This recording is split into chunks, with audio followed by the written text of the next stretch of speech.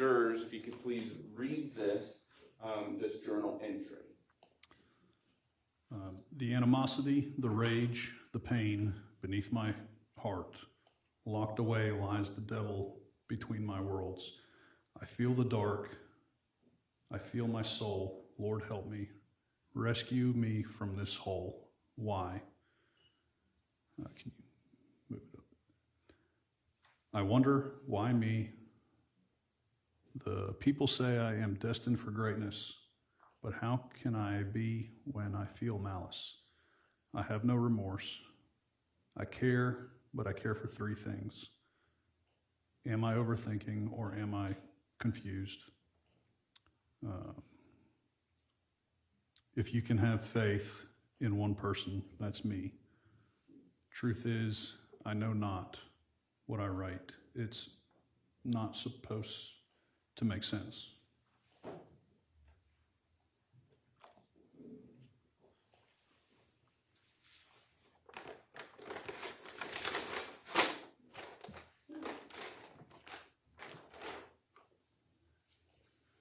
Now you mentioned a poetry book as well.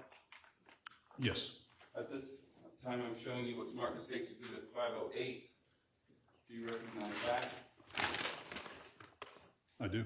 How do you recognize it? It's the poetry book from the black bag in the trunk of the Nissan Altima with the case number, my name, and badge number. At this time, the state moves on to what's marked as State's Exhibit 508 for the evidence. Submitted.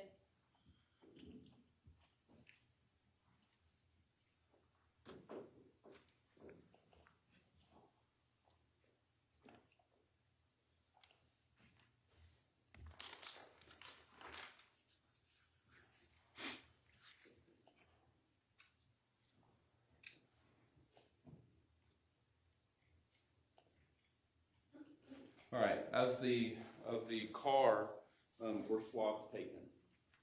Yes. I'm now going to show you what's marked as 688, 689, 690, 692, and 693.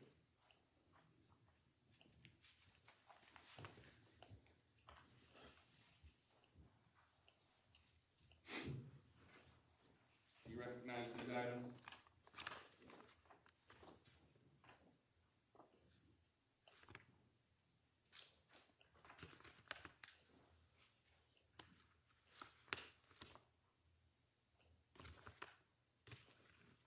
Yes, I do. How do you recognize them? They are swabs taken from the vehicle from different locations. All of them have the case number, my name, and badge number on them. We'll go through each one. 688, where did these swabs come from? 688 is two swabs from inside the center console of the Nissan Altima. At this time, the state moves to enter what's marked as State's Exhibit 688 into evidence. No objection. Submitted. Now, as it relates to 689, where did those swabs come from? The driver's side door interior armrest. At this time, the state moves to enter what's marked as State's Exhibit 689. No objection. Submitted. As it relates to 690, where did those swabs come from? The exterior of the driver door of the Nissan. At this time, the state moves to enter what's marked as State's Exhibit 690. As it relates to 691. Wait, Oh, sorry. hold on. Any objection? No objection. Submitted. Do you recognize State's 691? Yes, 691 came from the gear shift of the Nissan Altima. At this time, the state moves to enter what's marked as State's Exhibit 691 into evidence. No objection. Submitted. I'm now showing you 692. 692 came from the driver's side door interior of the Nissan Altima. At this time, the state moves to enter what's marked as State's Exhibit 692 into evidence. No objection. Submitted. I'm now showing you what's marked as State's 693. Where do those swabs come from? These are swabs from the steering wheel of the Nissan Altima. At this time, the state moves to enter what's marked as State's Exhibit 693 into evidence. No objection. Submitted.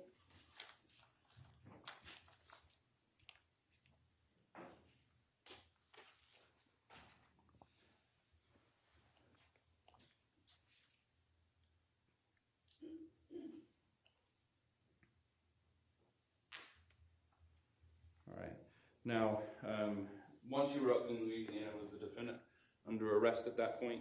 He was.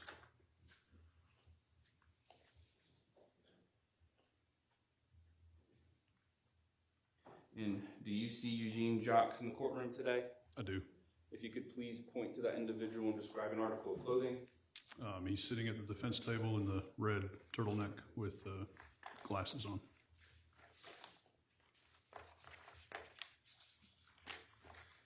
Let the record reflect that the detective has identified the defendant.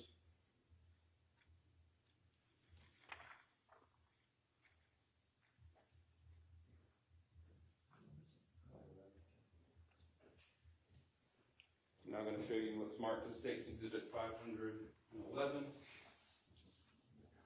Do you recognize State's Exhibit 511? I do. And how do you recognize it? It is a booking photo of Eugene Louis-Jocques.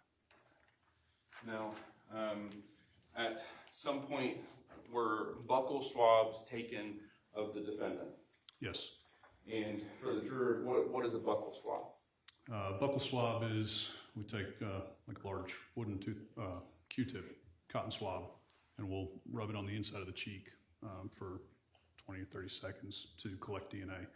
That's then sent off to the GBI for comparison to the swabs that we collect on a certain scene.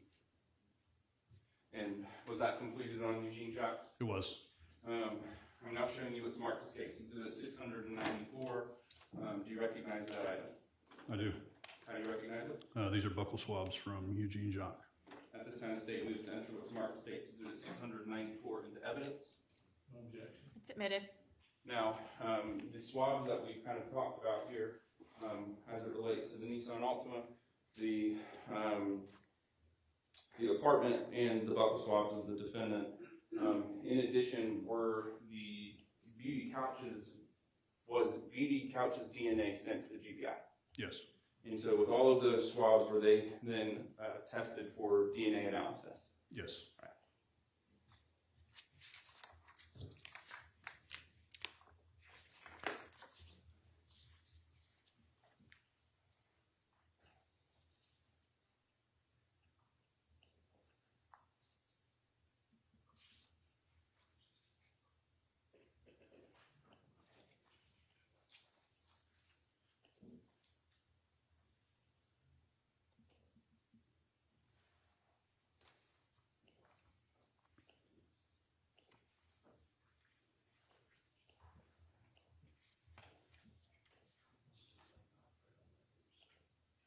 At this time, the State moves to enter what's marked as State's Exhibit 695, a GBI report of Carissa Apparaccio, Carissa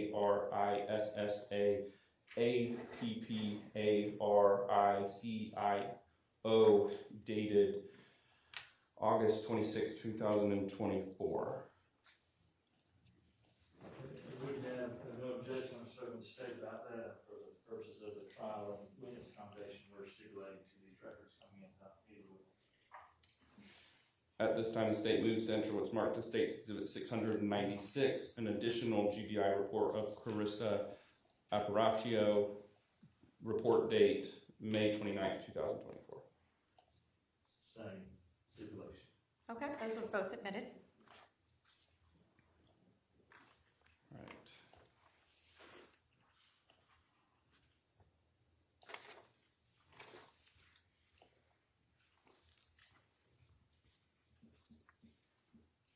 Now, I'm showing you what's marked as State's Exhibit 695.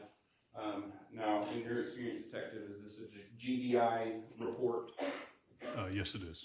And can we see kind of the seal up here at the top? Yes. Now, this requested service was DNA typing. Does that mean they're just comparing a blood swab to a DNA to see if it matches? Correct. Okay. Now, down here, what items were submitted for testing in this report in 695? Are you referring to right above your pen? Yes, these items. Okay. So swabs recovered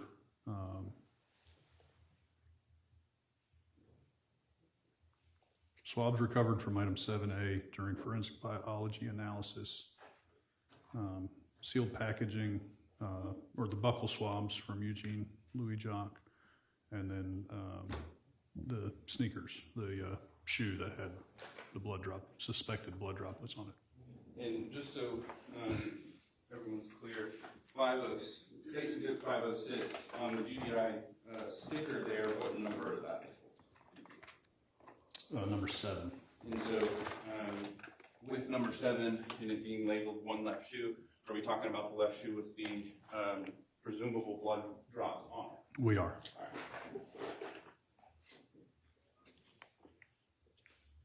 Now down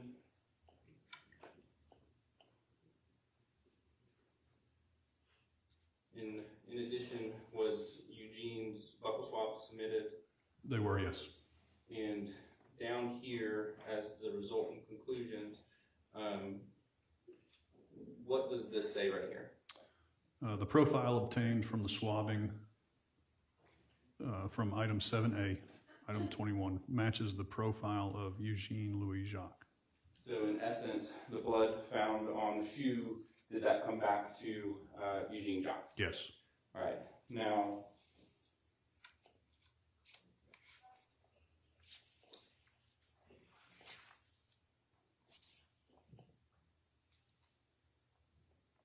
I'm going to move to State's Exhibit 696.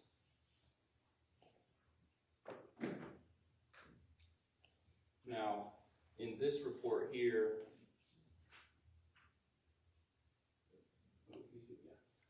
we see that same 7 number. Yes. Is that talking about the shoes? Yes. Now, obviously, we just saw in the last report that the blood came back to Eugene. Correct.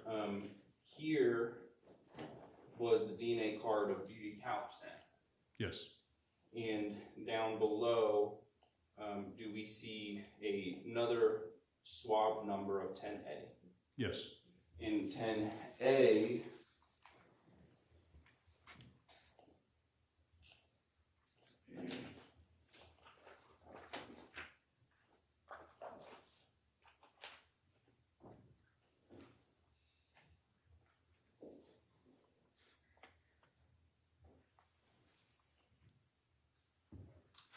with marker A here, would these be the swabs that were sent for marker A?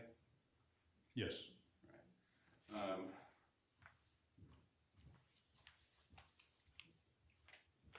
Now. And what exhibit did you just show me? I'm sorry. 686. Thank you. As it relates to marker A, where does marker A associate with? That was the tub in the extended stay.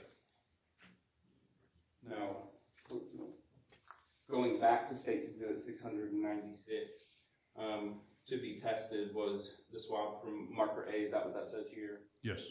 And down below, we see the DNA comparison of 7A, which is the sneakers. Yes. What does it say here? The profile obtained from the swabbing of item 7A, parentheses item 21, could not have been contributed by Beauty Couch. So the blood on the shoes found in the back of the Nissan Altima did not have Beauty Couch's blood on it. Correct. All right. Now down below,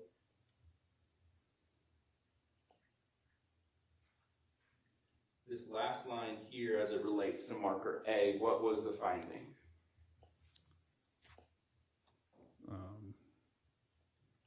PCR amplification procedures were not performed on the swab labeled marker A due to insufficient amount of DNA detected. Do you want me to read the rest of it? No. Thank you. All right. Now, I want to move on.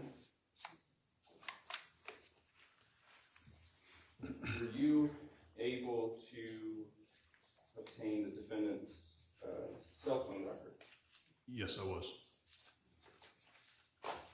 And were you able to identify his cell phone number? I was. What is his cell phone number? Area code 786-769-6329.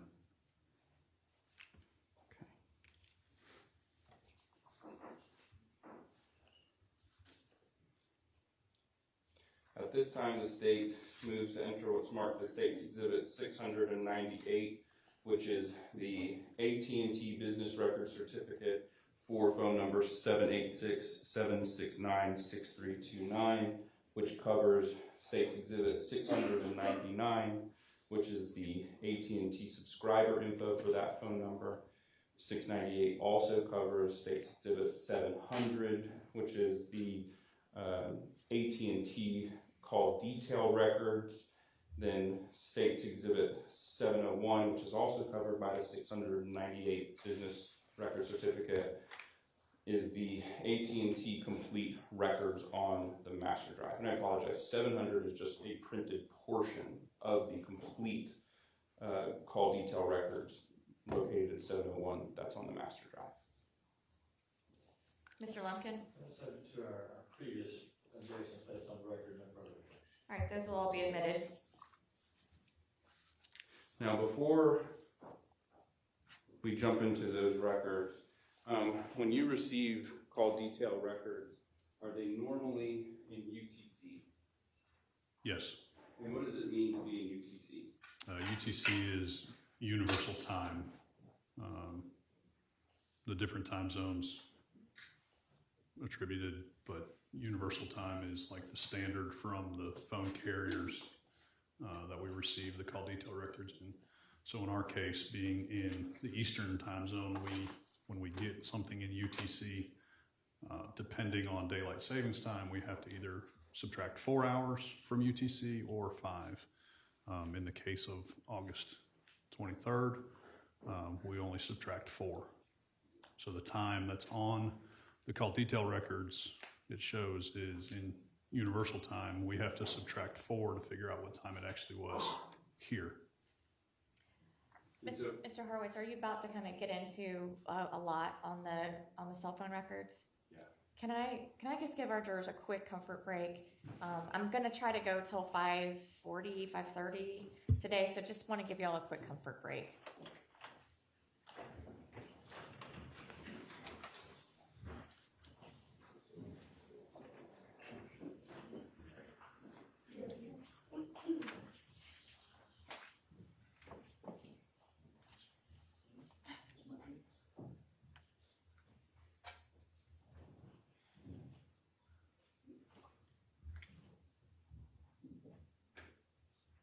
All right, everybody take a comfort break.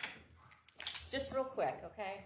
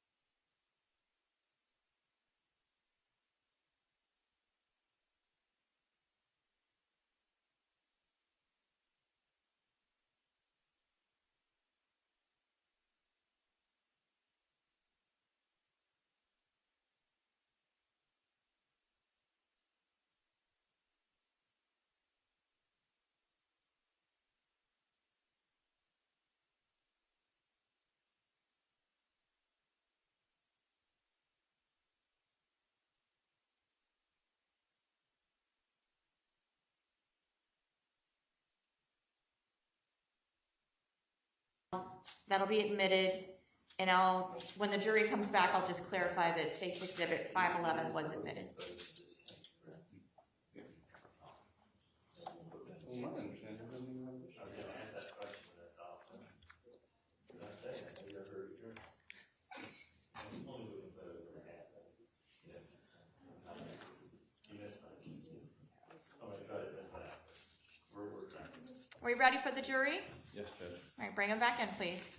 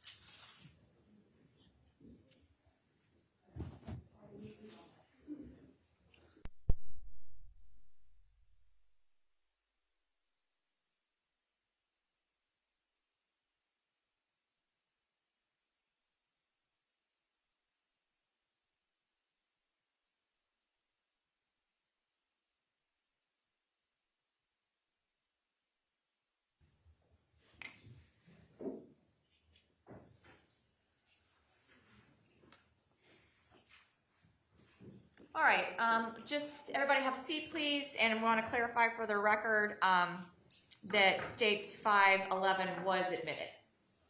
Thank you, Judge.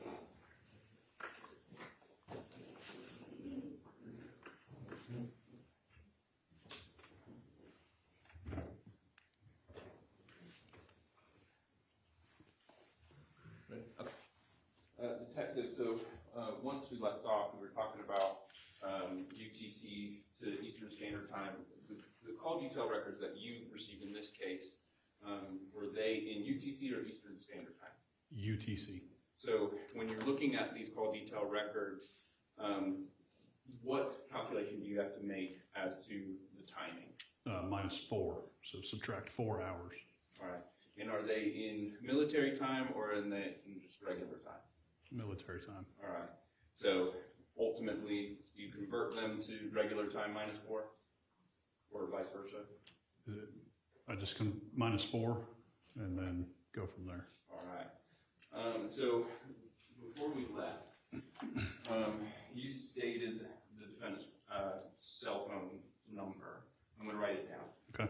What was that number? Area code 786-769-6329.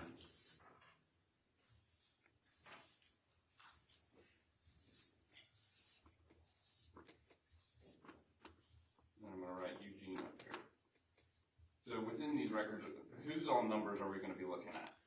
We will be looking at Eugene's, Beauty's, Beauty's mother, Deanna Thurman, and then Eugene's mother, Diana Louis-Jacques. All right. Were you able to identify Beauty's number? I was. What was Beauty's number? 404-360-0761. What was Beauty's mom's number, Deanna? 678. Oh, hold on. All right. 678-346-6978. All right. And then last, Diana.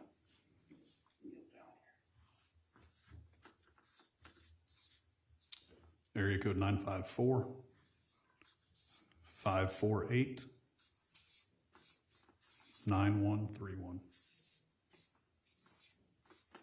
All right. Is it going to be helpful to have all of those numbers written out as we go through these call logs? Yes, it will. All right. Can you even see it the way it's positioned? Yeah, I'm fine. Okay. All right. I'm showing you what's already been admitted as State's Exhibit 70. Now, our call detail record's a little bit confusing.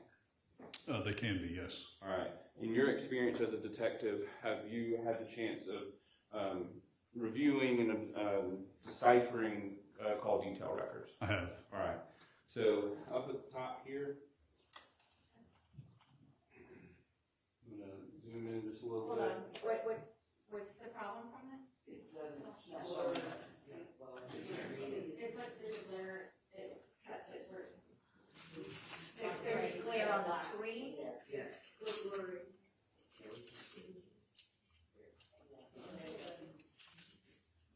These screens are rusty.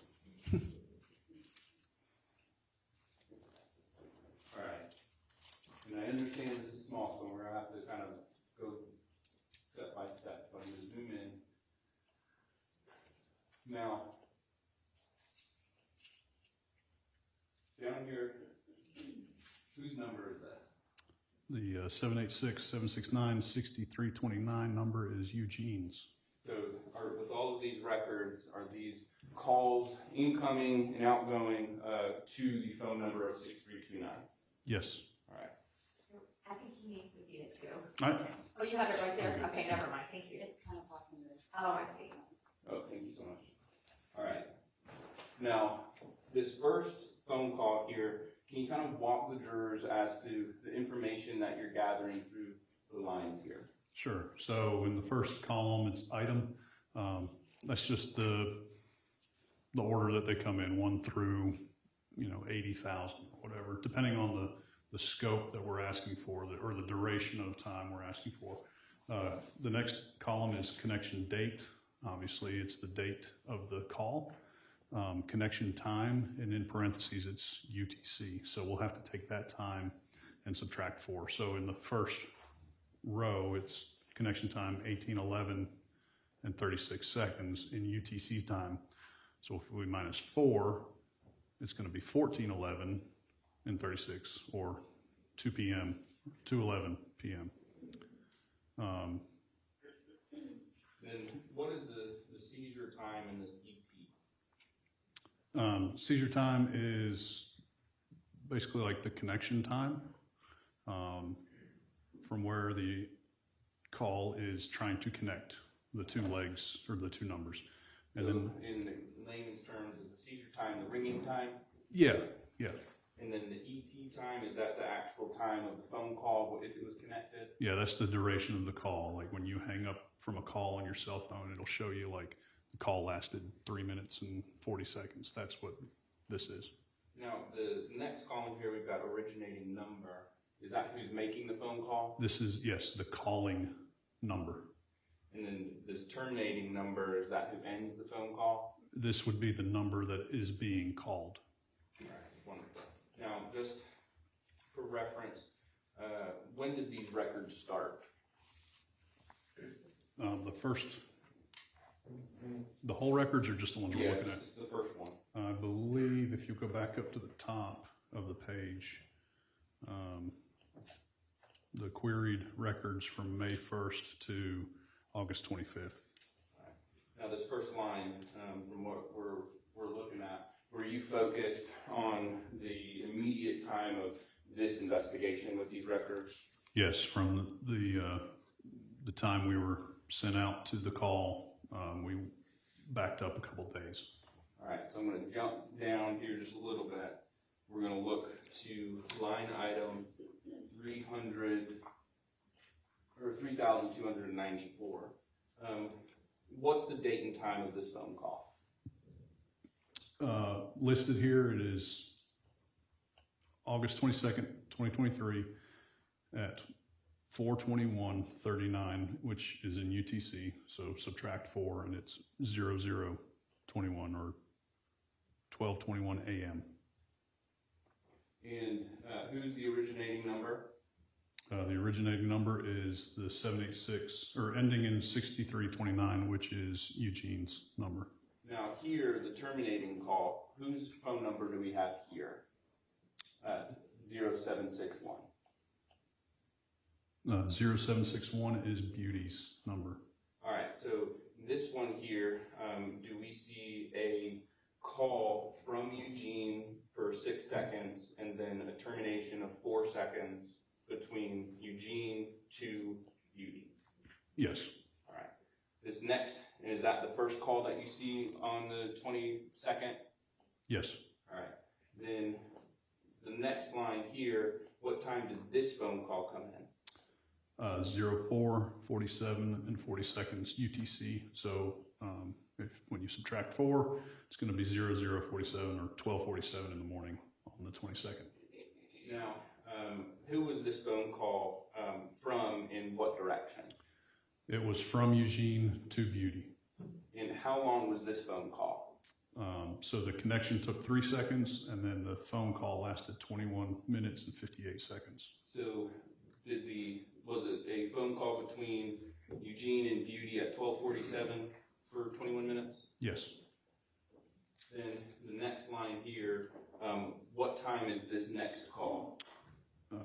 05:22, 09. So 1:22 in the morning. And is this still on the 22nd? Yes. And who is this call between? From Eugene to Beauty. All right. Going down to this next call, what time was this phone call? 05:23:21. So 1:23 and 21 seconds. And how long was this phone call? If at all? The connection took 32 seconds, and then it looks like a 27-second call. And who was this call between? It was also from Eugene to Beauty. Moving to the next line, what is the next call we have here? 05:39, or when it's converted, it'll be 1:39 and 41 seconds. And how long was this phone call? The connection took 32 seconds, and the actual phone call, or the actual connection, was 3 seconds. And once again, was this a call from Eugene to Beauty? It was. Now down to this next phone call, what time do we see this phone call? 09:53 and 47 seconds. So minus 4, that would be 5:53 and 47 seconds. 5 in the morning on the 22nd. Now, and how long was the call? 3 seconds. Now, was this also a call from Eugene to Beauty? It was. Now, it being, what time did you say? 5:53? Is that correct for this last one? Yes. At 5:53, what's important about that, the 5:45 hour in this case? That is when Deanna Thurman would leave her residence. For work? Yes. All right. Now, switching to page 2 of State's Exhibit 700, looking at the next call. What time is this next phone call? 9:59 and 47 seconds UTC, so 5:59 and 47 seconds Eastern Standard Time. 5:59 in the morning. Is that another just 6 minutes after the first one or so? Yes. Now, who's initiating this phone call? It's the same. It's coming from Eugene, going to Beauty. Now, after this 5:59 phone call on August the 22nd, after this line in the records, do you ever see a phone call to Beauty again? I do not. All right. Now, we continue down these call logs.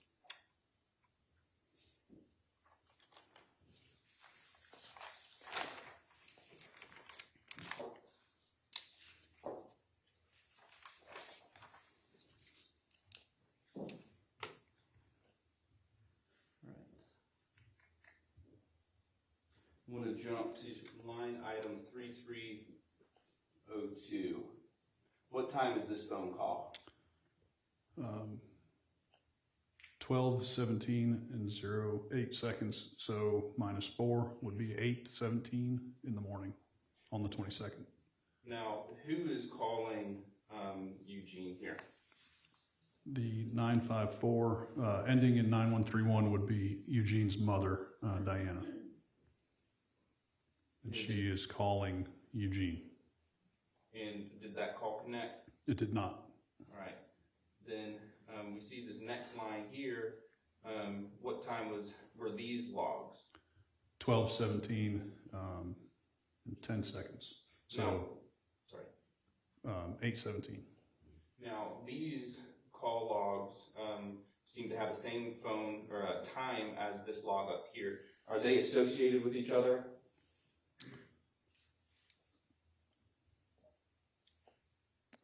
Yes, I believe so. Now, in this Yes, they are.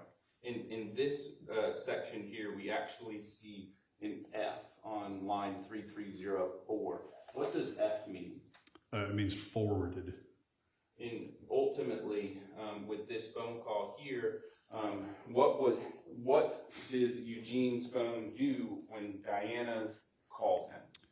So she called, his phone rang with the connection time and then forwarded it to the voicemail, which has its own number.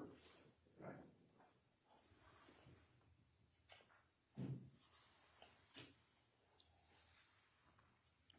Now I'm going to jump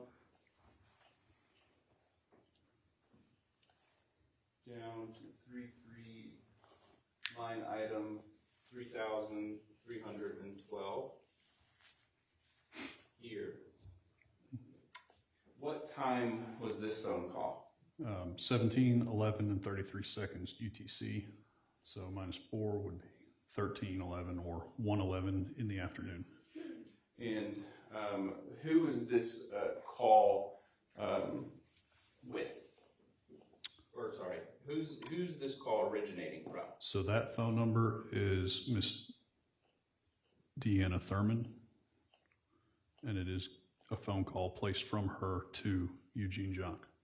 And here, was that call answered? No, it was never connected. Then we move down here, do we see kind of a log of associate, I'm sorry, I'm pointing to the wrong one. This one here, associated with that last phone call. I think you're pointing at the wrong one. Yeah. Hold on, let's backtrack. Yeah, so All right, this 3311 here, this phone call here, we see the F. Who is this phone call with? So we're looking at 3312 is what we were originally looking at, from Miss Thurman to Eugene, and then the next line down, 3313, that call went straight to voicemail. You can see it's forwarded to the same number as the forwarded above in 3304. Now the very next line, do we see another phone call between Deanna Thurman and the defendant? Yes. And at what time was that at? 17:12 and 55 seconds, or 13:12 or 1:12 p.m. We switch to page 3, this is page 700. Now, is this line here associated with the last call that we just talked about? Yes, again, it was sent to voicemail. No. I'm going to move to lines 3016 and 17. Once again, what time was this phone call and who was it between? So this was 10 minutes later at 1:22 p.m. from Miss Thurman to Eugene Louis-Jocques, and again, it was forwarded to voicemail. And once again, that is 4 minutes later for rows 3318 and 3319 at 1:26 p.m. From Miss Thurman to Eugene, and again, it was forwarded to voicemail. and so just to kind of fast forward a little bit, do we see another forwarded call from, are you seeing another forwarded call from Diana to Eugene? Yes, And then another here in 3321, yes, and then another in 3323, yes, and then another at 3325, correct. and then another at 3327. Yes, Switching to the next page of 6 to 700. We moving to line 332 here.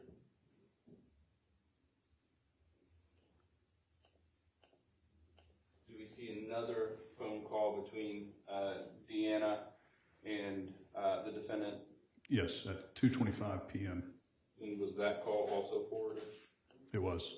Then coming down here, we once again see another phone call between Deanna to the defendant, Yes, at 2:42 p.m. and it was also forwarded. It was. Moving down to line 3,339, we see another phone call from Deanna, Yes, and do we see a forward to voicemail again? we do.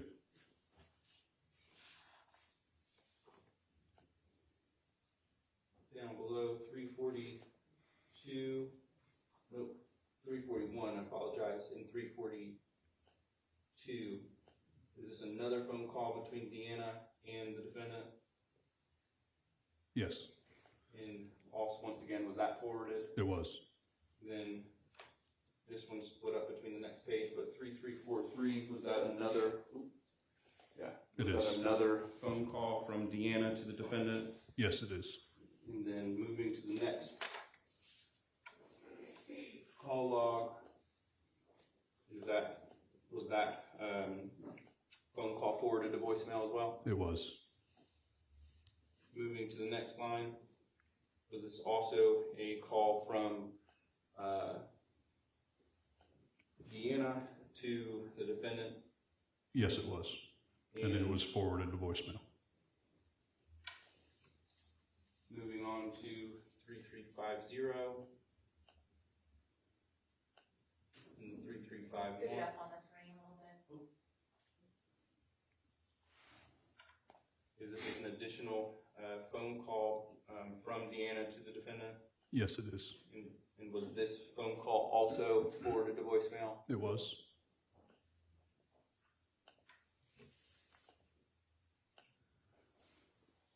No, I skipped one in here. I want to go back to it before I miss it. Now this call in between, this call from Deanna at 3346, which was at what time? 2100 UTC. And what time is that in normal time?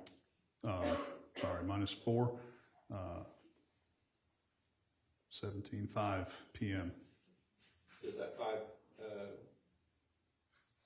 p.m.? Yes. And then this next call here, who's this phone call with?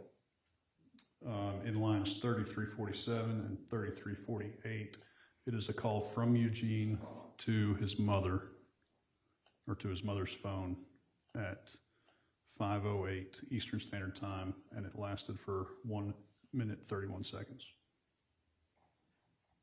And then as we continue down to 3350 and 3351, do we see another phone call from Deanna to the defendant? Yes, we do, and it was forwarded to voicemail.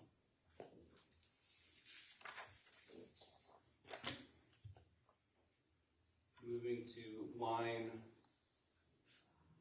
3362 and 3363. Is this another phone call from Deanna to, another phone call between Deanna to the defendant? Yes, it is. Was this phone call also forwarded? It was. Moving to 3364 and 3365. Is this an additional phone call between Deanna to the defendant? Yes. And was that also pushed to voicemail? It was. Moving to the last line in on this page, 3375. Is this an additional call between Deanna to the defendant? It is. And then moving to corresponding call, next line, Can you 3376. move it down a little bit? Oh, getting ahead of myself. So this is the second half of that previous call where it is forwarded to voicemail.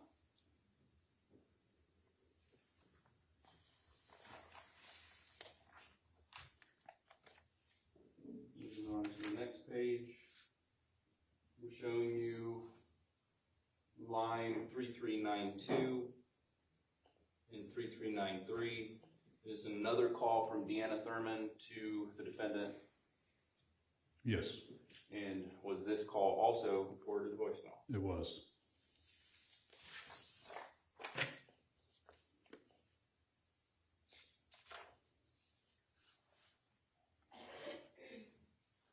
Now showing you lines 3409 and 3410.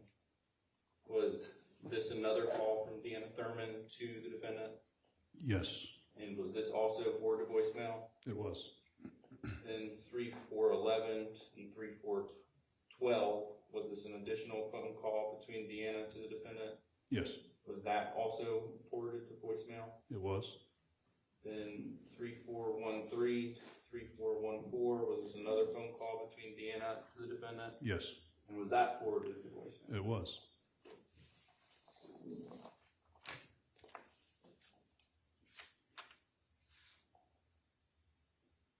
Now moving to lines 3434 and 3435. Was this another phone call from Deanna? Yes, And was that forwarded to voicemail? it was. All right, now that we're done going through that. How many phone calls did you find from Deanna to the defendant? I believe it was 24 times. And were there ever any connection between the calls from Deanna to the defendant? There were connections, but where she had left voicemails.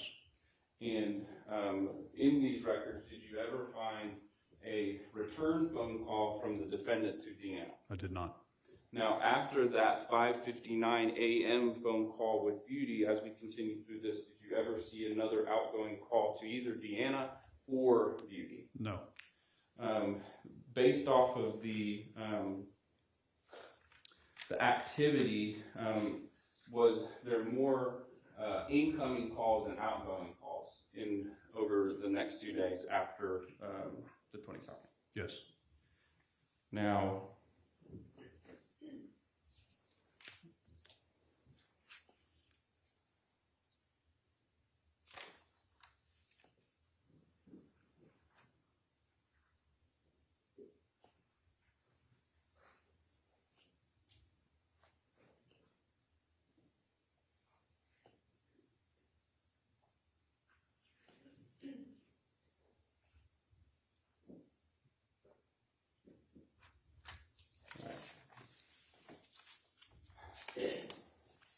did you also have were you able to get Beauty's call detail records? I was. At this time, the state moves to enter what's marked as State's Exhibit 513, which is the business record certificate for the Verizon records of 404-360-0761, which covers State's Exhibit 514, which is the subscriber information, and 515, which is a partial printout of those records. All right, we need to have the jury step out? Did you say? No objection. I misheard you. I thought you said objection. Then that will be admitted without objection. Well, that woke me up, Judge. I'm ready now. I'm glad to. All right. Now, I'm now showing you what's marked as State's Exhibit 515. These are Verizon records. Do they look different than AT&T? Yes, they do. But do they read similarly? They do. So each carrier has a different way of providing law enforcement with their call detail records. AT&T sends it in a PDF file. Verizon and I think T-Mobile send it in an Excel spreadsheet. But it's all basically the same information, just a different way or a different format. Now, we're not going to go as slow as we just did, but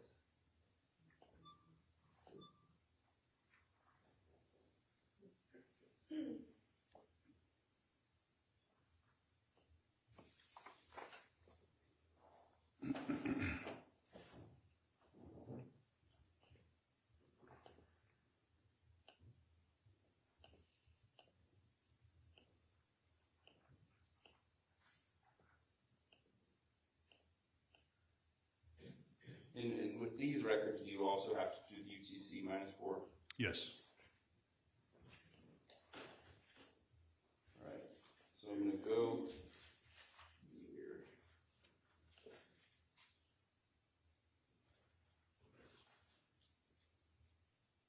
So previously we were, I know that's really small.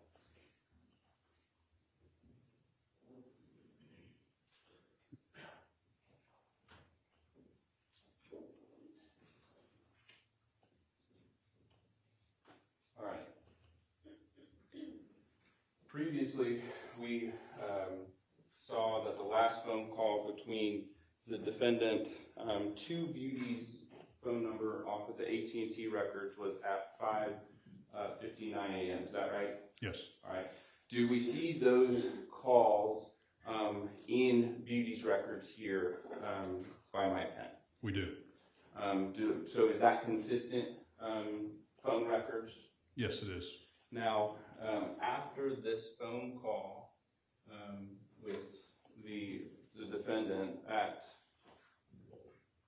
earlier in the night, about 12 o'clock, this 1318, is that how long this call was? Yes, I believe so. And is that just in seconds? Yes. That phone call, was that the last outgoing phone call?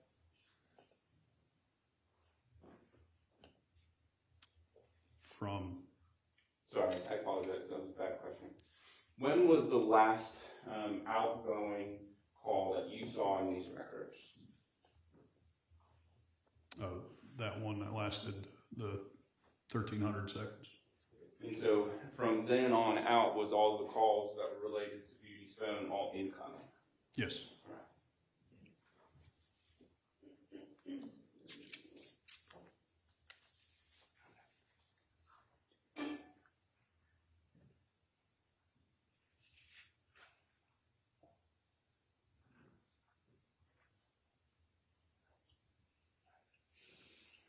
All right, nothing further, Judge. All right, your witness.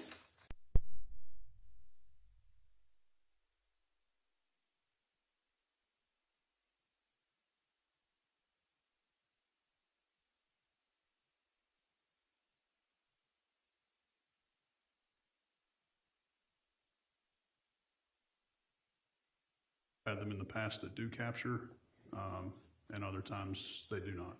Did these? I don't believe so. So, no idea how much texting was being done back and forth between these two calls. I do not know. Whether it is something you can ask for. It depends on the verbiage of the search warrant. And were you the one who prepared that, or delegated? Yes, I somebody to do was.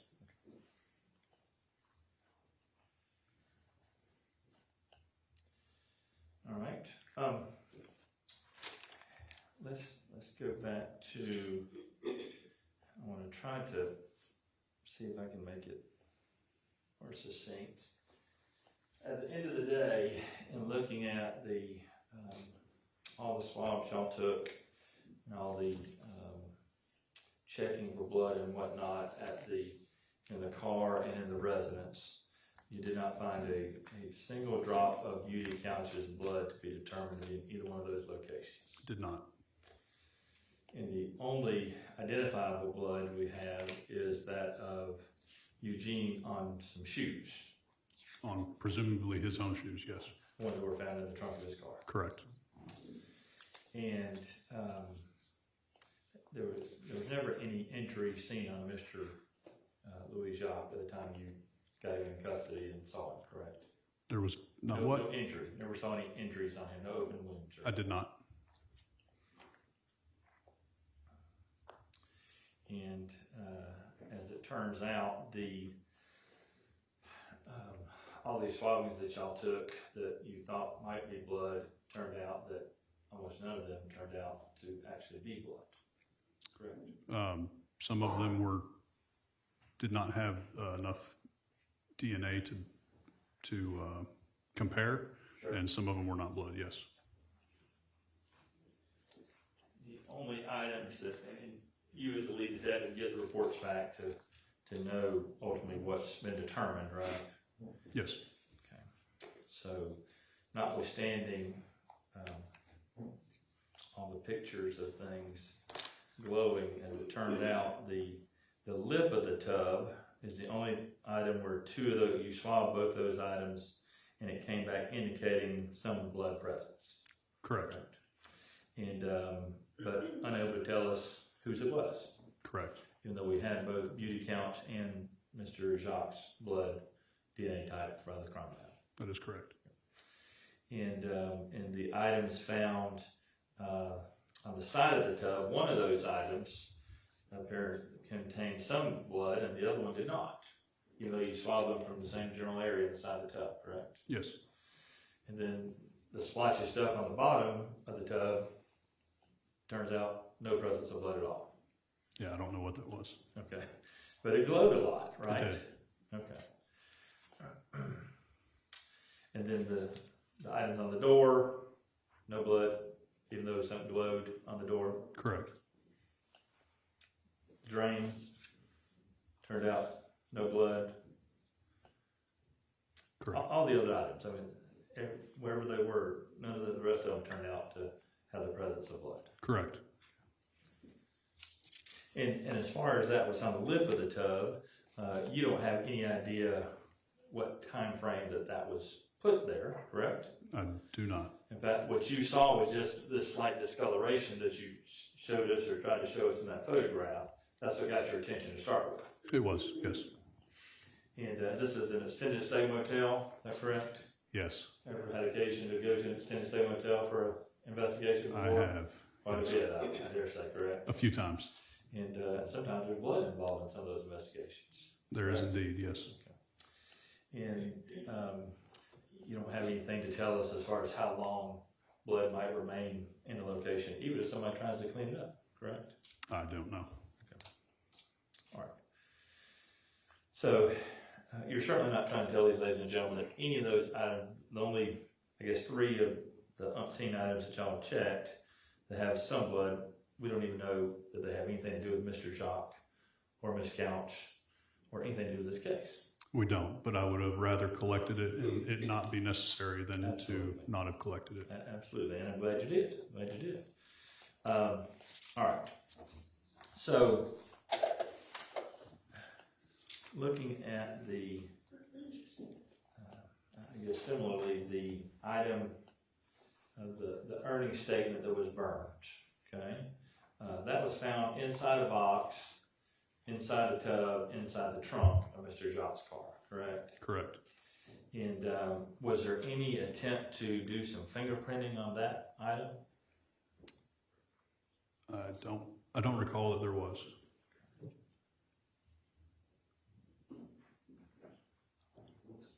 And the other items that were in that box, do you know what those were?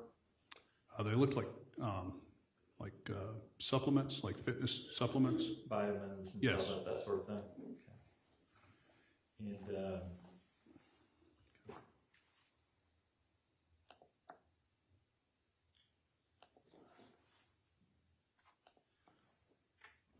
did you notice any gasoline smell or anything to indicate there might be gasoline on that piece of paper? I did not.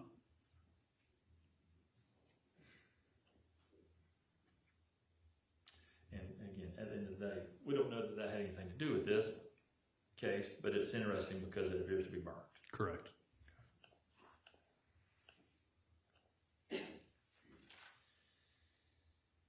Now, looking at, let's go to the scene of the car fire. When you got there, was the car already removed? Yes, the car was removed when we got there.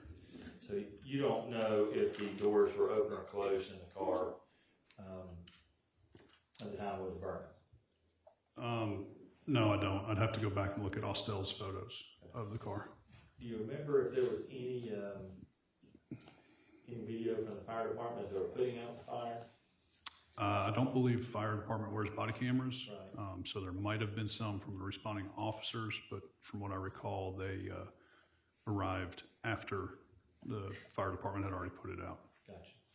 And whether or not they open doors or not to try to put the fire out, you don't know. 'Cause you I weren't don't. there.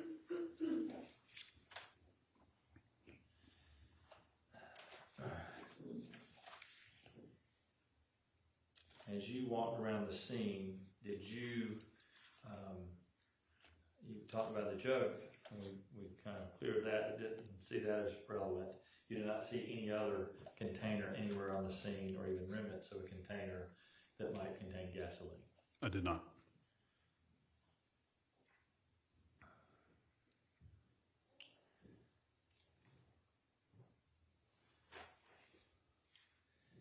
As to the area where the car had burned, do you recall even smelling the gasoline in the soil or anything like that?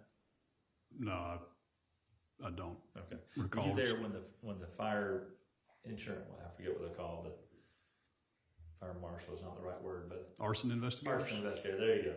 Were you there when they were there collecting their stuff? Yes. Okay, all right. And as they're digging around the dirt, do you recall smelling any gasoline at that point in time? No, sir.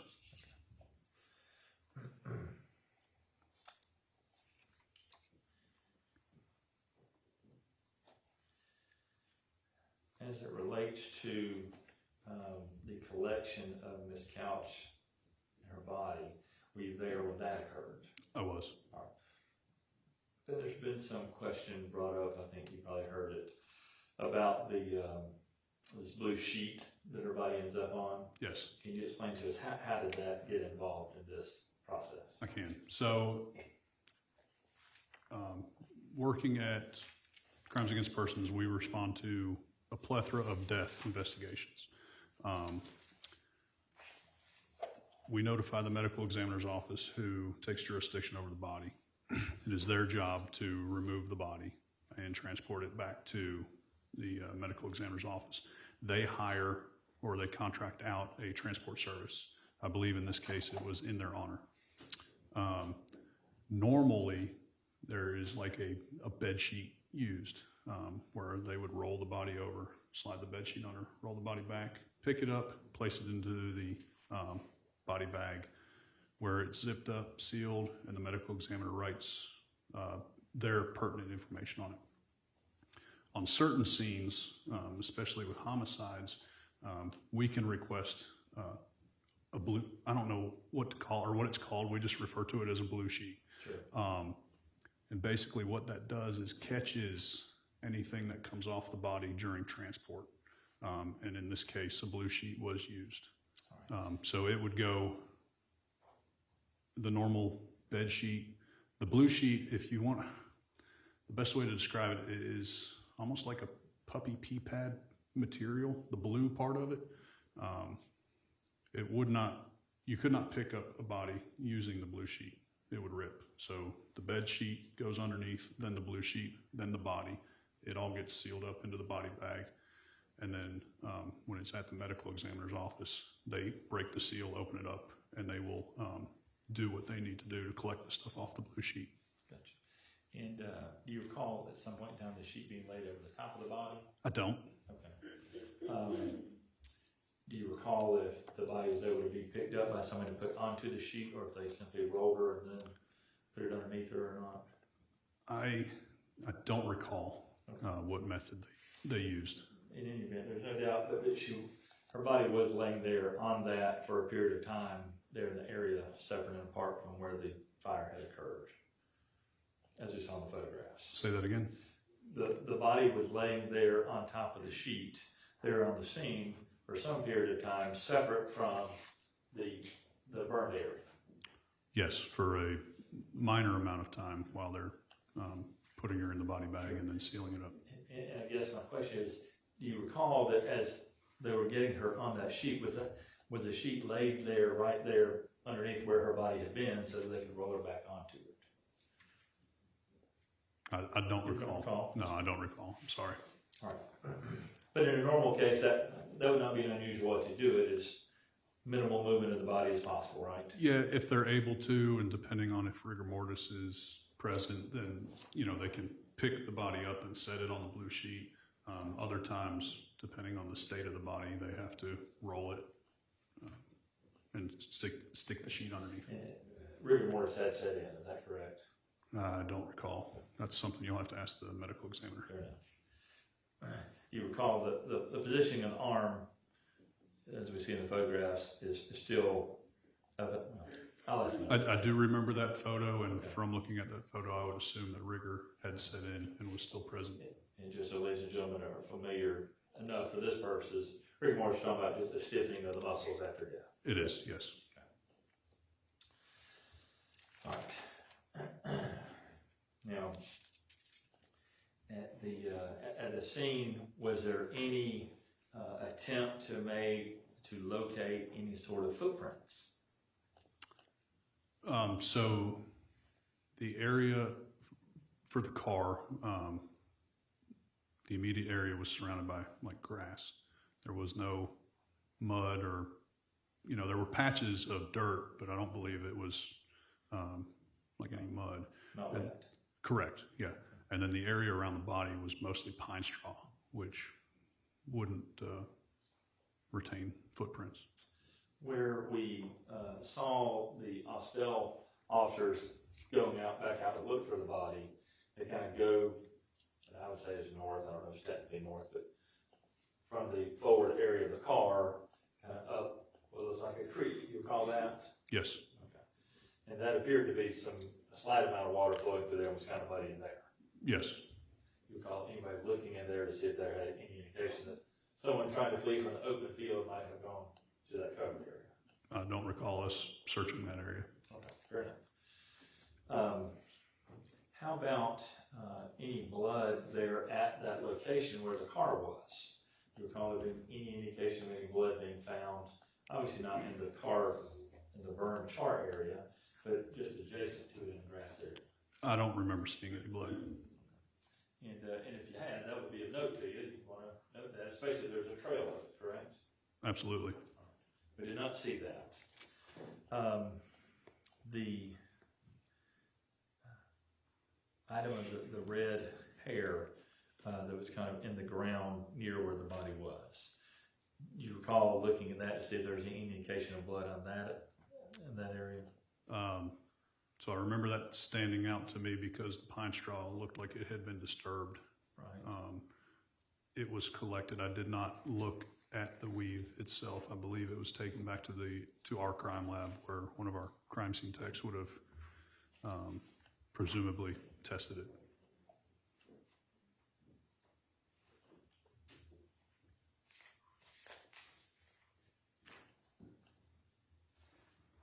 I think we got a picture over here of stake 63.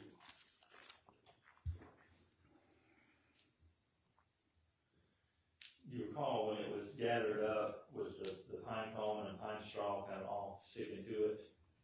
I know there was, some items sticking to it. To your knowledge, that was not sent off to the crime lab for testing at all, was it? I don't believe so. Given your experience and knowledge of the scene, if it's got Beauty Couch's blood on it, that would not be shocking to you, correct? It would not.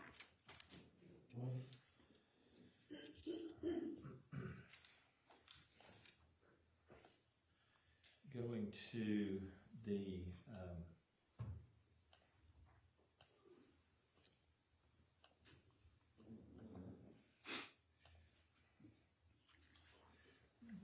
citation, there was some attempt to gather any potential fingerprints on that piece of paper, correct? Yes.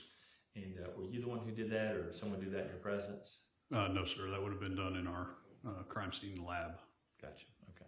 But that's why the purplish substance we see on there looks like that's where that would have come from. Yeah, that's the remnants of the ninhydrin. And I think it's already been stated, but just to be clear, no indication of any fingerprints on that piece of paper. There were no usable prints located.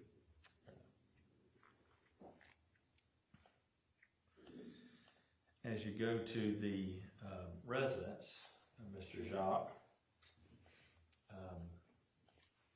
other than those things that you thought were blood, although they turned out not to be, anything else in that scene that appeared to you, well, had you seen anything else that you thought might have been blood, you would have swabbed it too, correct?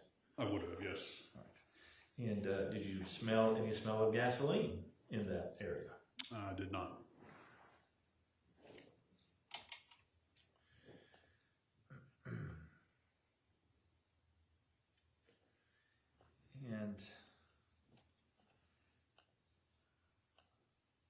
in this investigation, you've not been provided any information or evidence that shows that Mr. Jacques ever purchased gasoline.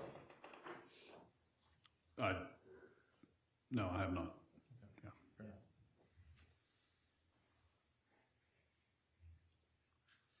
As far as the scissors that were found in the back of his car, were those sent off for testing of any sort? I don't recall. Okay. Well, if you thought that had something to do with this death, that's something you would normally send off to see if there might be some DNA on it, correct? Correct. Is it fair to say that you had no reason to believe that had anything to do with this death? I don't know. Yeah, I don't recall. Fair enough. Was there ever a request made for the crime lab to do any identification of the wounds? I know we haven't got to the detail of that yet, but the wounds on Miss Couch to try to see if we could determine a type of weapon that may have caused that? I think that would be a request made by the medical examiner's office. Fair enough. And then they would use like a tool mark expert to. That's what I was working on. Thinking on that tool mark expert. Yeah, they would utilize a tool mark expert to help identify the instrument used to stab. And that is a position that we have at the GBI Crime Lab, correct? Yeah, I believe so. Okay. Really, you familiar with it, having used them in the past? Whether or not there's somebody actually hired there today, who knows? I've actually never requested the tool mark expert, but I know that's an option on the when you're doing the request form. Yeah, the submission form. Gotcha. There at the scene, there's nothing. There's not. Well, in the car, there was what appeared to be some scissors with a bunch of gunk on it. Correct? Yes. All right. And were those items ever sent to the crime lab to see if there's any biological material remaining on them? I don't recall if they were or not.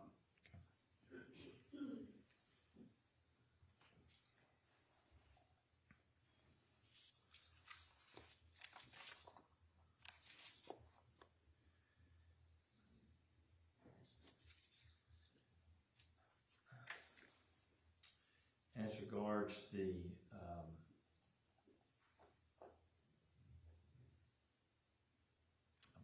I've got a lot of things going through my mind, so I apologize. That's fine. Just want to make sure I've got it covered. Did you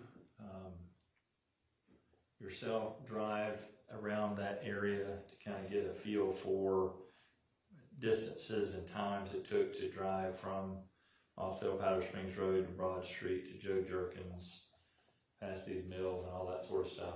I did not. Did you drive up to Fulton Industrial Boulevard where we got some pictures of a red car to kind of figure out what that area was all about? I have been to Fulton Industrial, but I don't recall doing it for this For this case. particular case? Correct.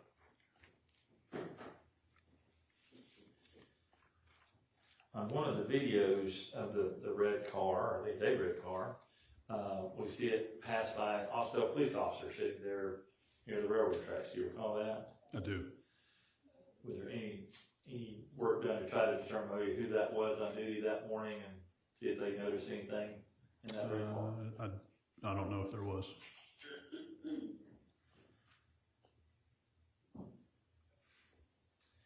The Miss Couch and her social media accounts, did y'all do some investigation of that, kind of see how many followers she had?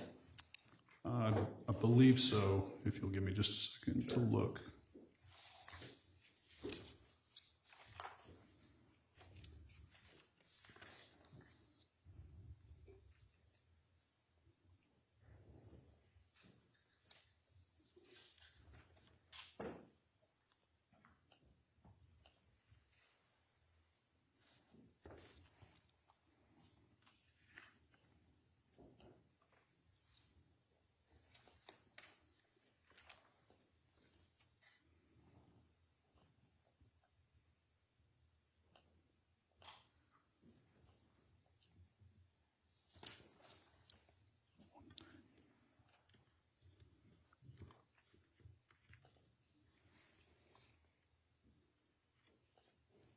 Okay, I was thinking of a different search warrant. I don't know that we did.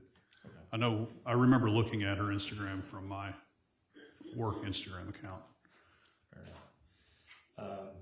Is it fair to say then there was no contact was made with any of those followers to determine any issues that any of them may have had with Ms. Couch? There was not.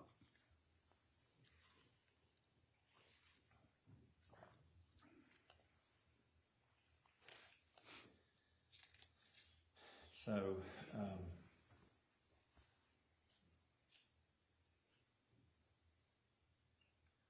at the end of the day, you know, I've done a lot of work for sure on this case, but we've got no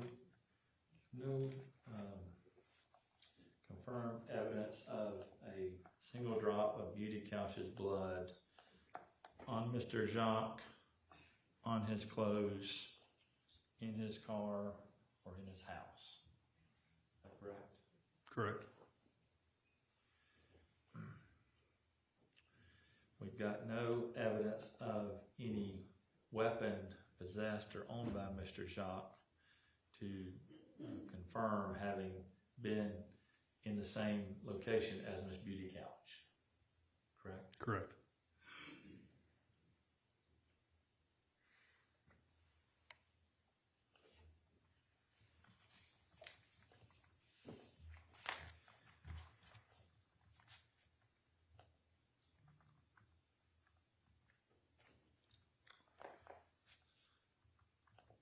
And we have no physical evidence of Mr. Jacques, that is his DNA, his fingerprints, his footprints,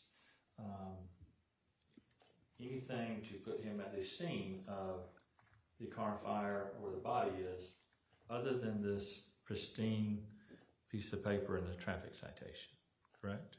Correct. And of course, that doesn't tell us that he was there, we just know that citation was there, correct? Correct.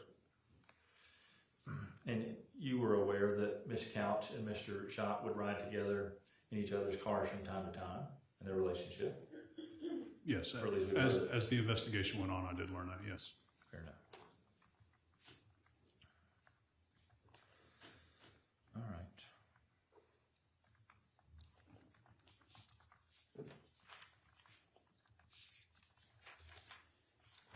Maybe.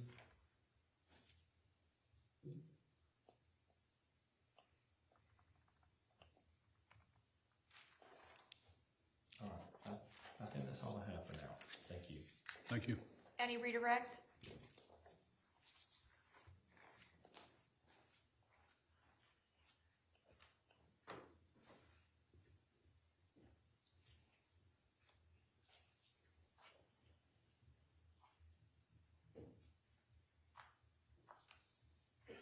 Just briefly, Judge. Ms. Lumpkin asked you about there's no blood, there's no at the scene or anything like that. Well, in this case, was there video surveillance of the defendant's vehicle? Yes. And were the defendant's vehicle captured in the area of Beauty's residence? Yes, it was. Was it captured in the area in which her body and car were located? Yes, it was captured on both ends of Joe Jerkins. Did the phone records indicate continued communication between Beauty and the defendant into the morning hours until her last sign of life? Yes.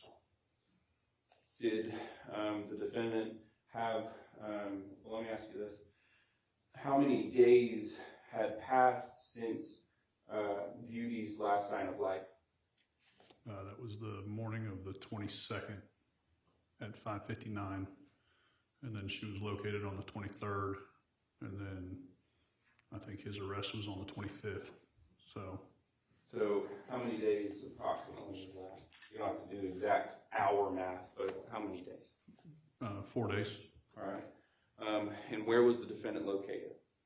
St. Tammany Parish in Louisiana. And is that one state away? It is No. Georgia, Alabama, Mississippi, Louisiana. So a couple states away. A few states away, yes. Are there trash cans between here and St. Tammany? Yes, And do we also have cell tower data in this case? we do. Now, we'll hear from Jay Burney tomorrow, or FBI Jay Burney, but did that help in the investigation as well? Yes, it did.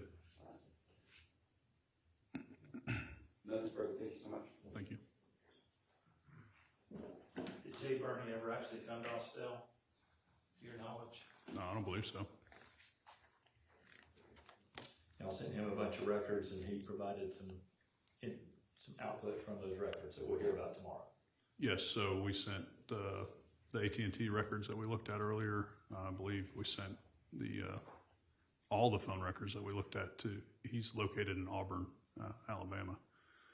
We emailed them to him, and he is an expert at deciphering and reading those. Sure, fair enough. You were asked about trash cans between here and Louisiana. There's trash cans here in Cobb County, Georgia, correct? There are. And none of those did we ever find any piece of bloody clothing or a bloody weapon or anything at all to connect to this case. Correct? No.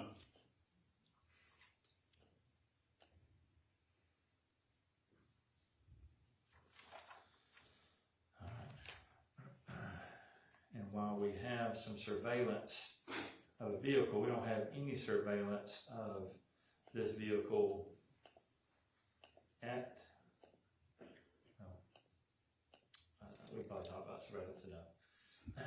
Surveillance is limited by the cameras that you have and then your opinion as you watch it, correct? That's correct. All right.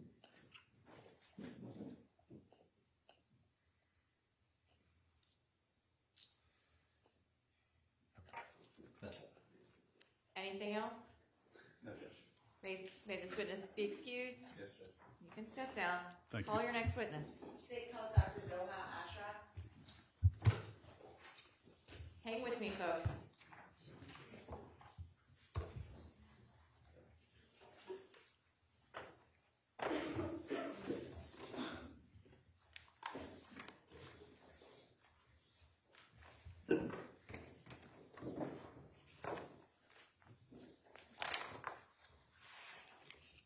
Gonna remind me what you were making. 5:40. Okay, we'll get. Get ready, Madam Court Reporter. We wanted. Get ready, Madam.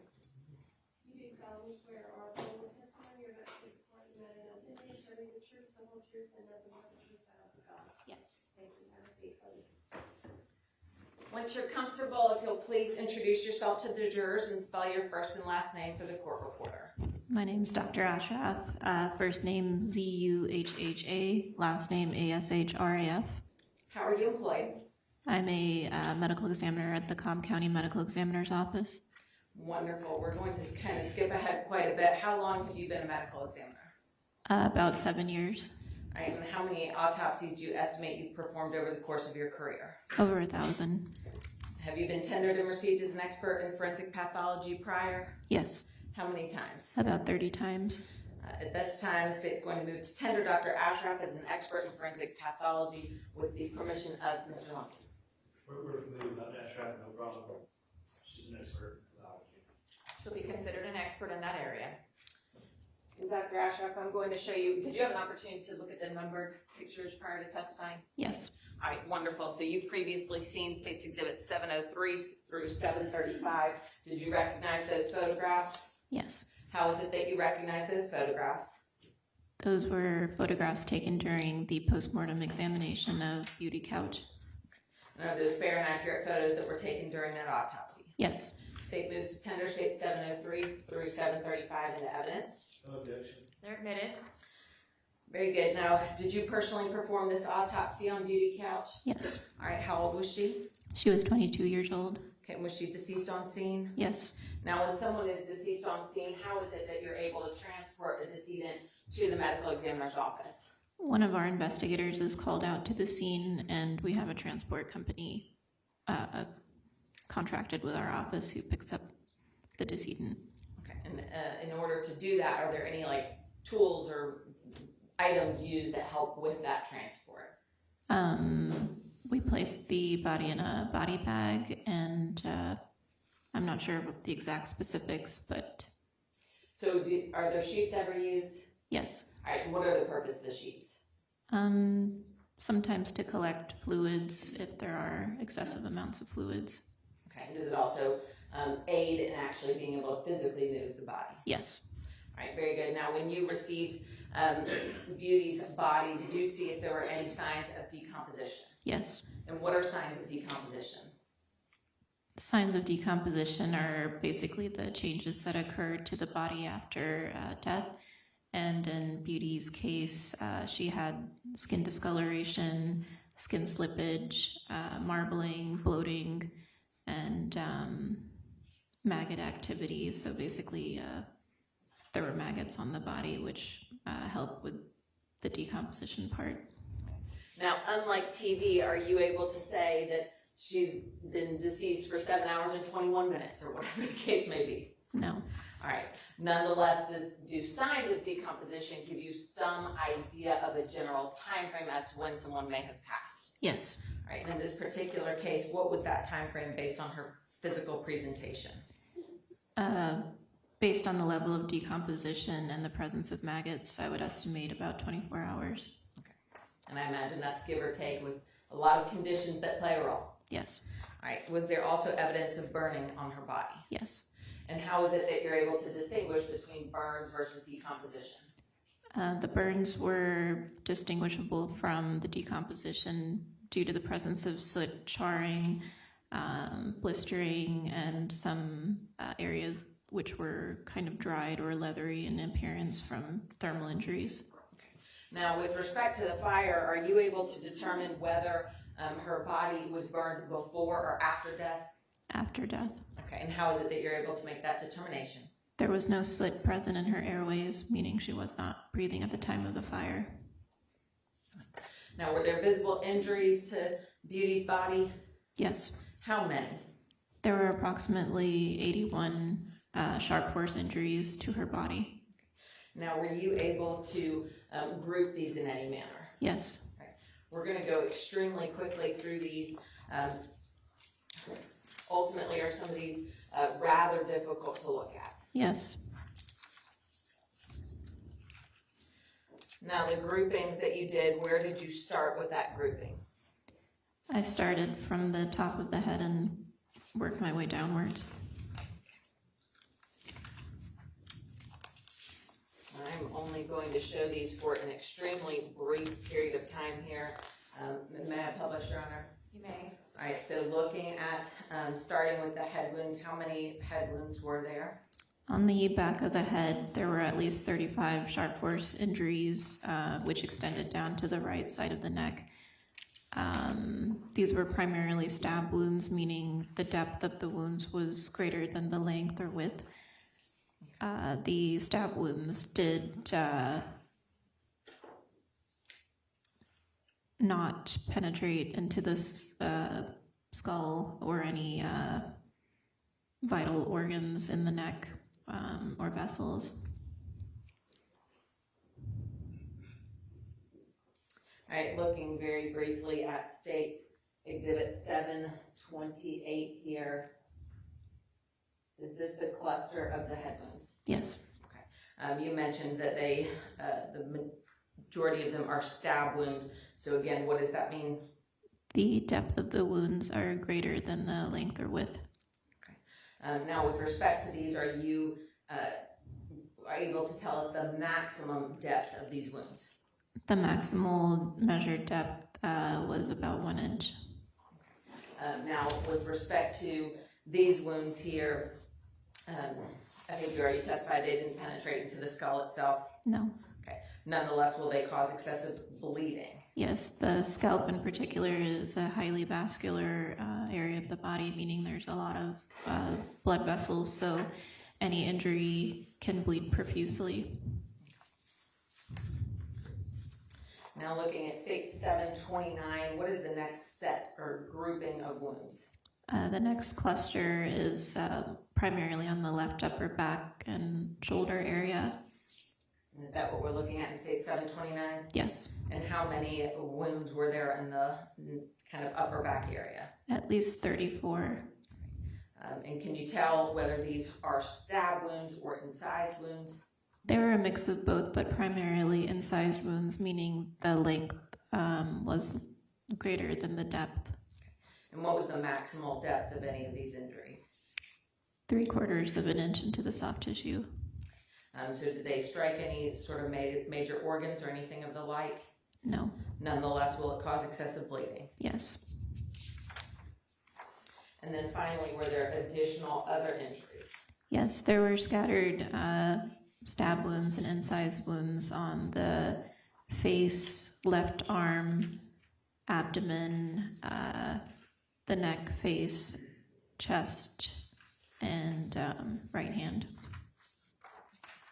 And just to, by way of example, showing State's Exhibit 727, what side of the body are we on? This is the front, a part of the chin and the upper chest is visible. Okay. Was there a large incised wound in that area of the body? Yes, there were 2 large incised wounds on the lower face as well as the upper chest. In this area that I'm circling? Yes.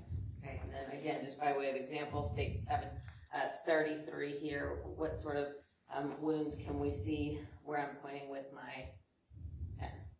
There are some stab wounds and incised wounds on her abdomen there. And just because this is probably a better example, what type of wound is that? That is a incised wound. Okay, but then when you see these smaller ones, what are those? Those are stab wounds. Now, looking at these as a whole, were you able to determine whether or would you expect these types of wounds from scissors? No. Are these types of wounds more consistent with a sharp object? Yes. Could that include something like a knife or a pocket knife or something along those lines? Yes.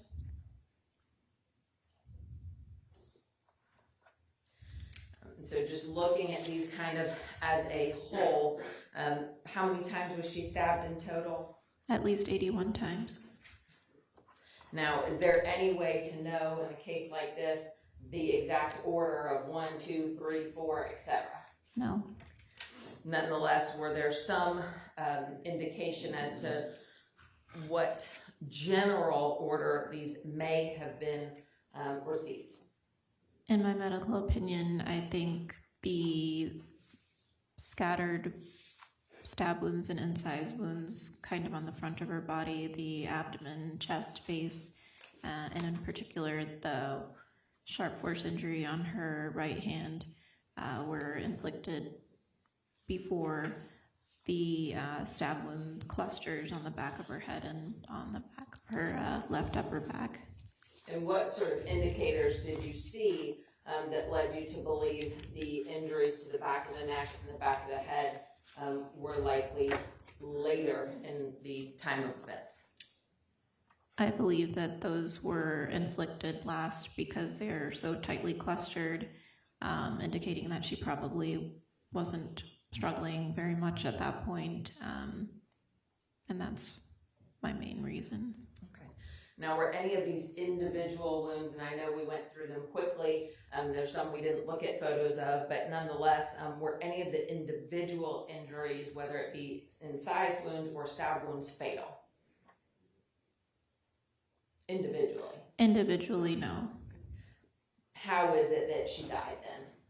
From massive blood loss from just the totality of the sharp force injuries, especially those inflicted on the scalp. Now, because none of these were individually fatal, what is the approximate time frame it could have taken for her to essentially bleed to death? Minutes. Okay, and when you say minutes, what does that mean?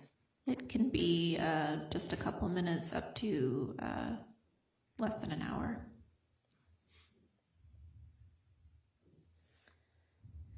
And after performing this autopsy, were you able to reach an expert opinion regarding Beauty's cause and manner of death? Yes. And what is her cause of death? Sharp force injuries. And what is the manner of death? Homicide. And did you include those findings in your death certificate for Miss Beauty Couch? Yes. All right, this time state moves to tender state 736 into evidence, which is the certified death certificate for Beauty Couch. Submitted. I can have just 1 moment. Oh, back to the back.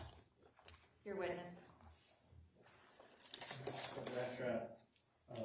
Is there a general amount of blood that is within a typical female body? About 5 liters. 5 liters. And as you do the autopsy, do you do a determination of how much blood is remaining in the body? Yes. And you remember this case, what that was? In this case, due to the level of decomposition, there was mainly just decomposition fluid rather than blood. So that affected how much I was able to measure. And in this case, I don't think I was able to measure really any blood, like in the chest cavities or abdominal cavities, which is usually where the measurement occurs.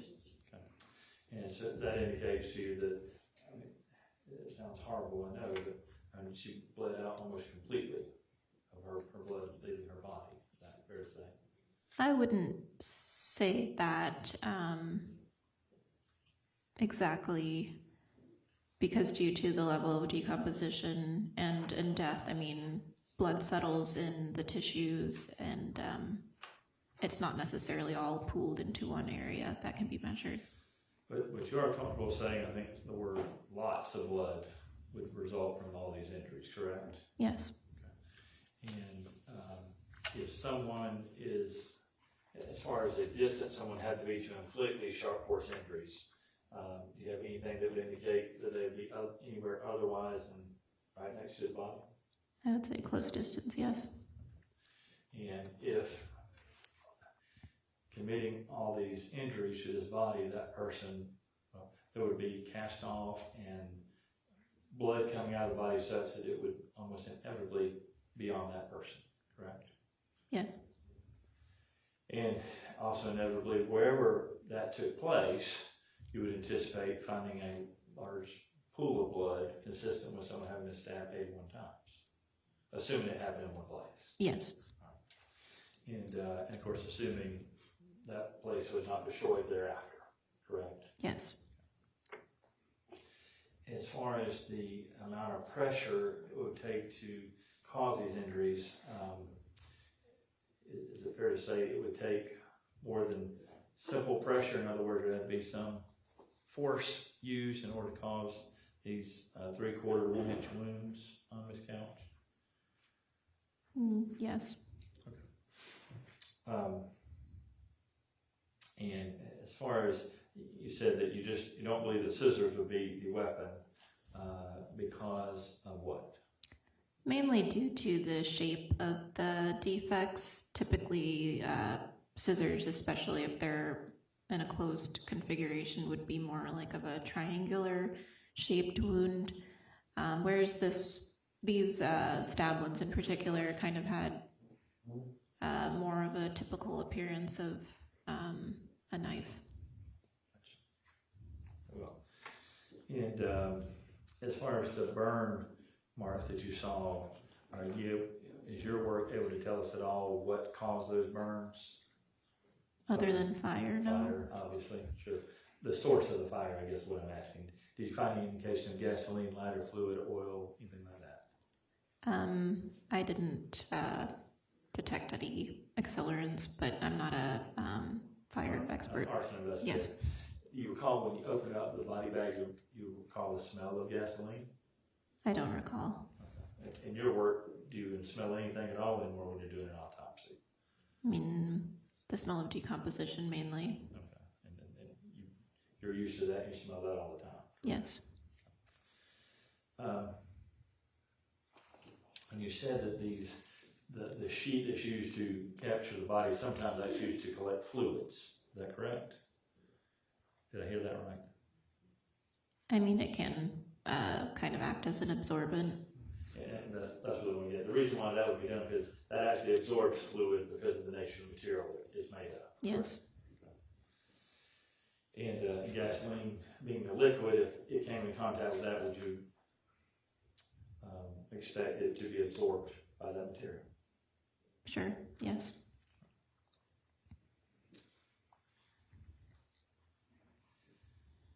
And as far as trying to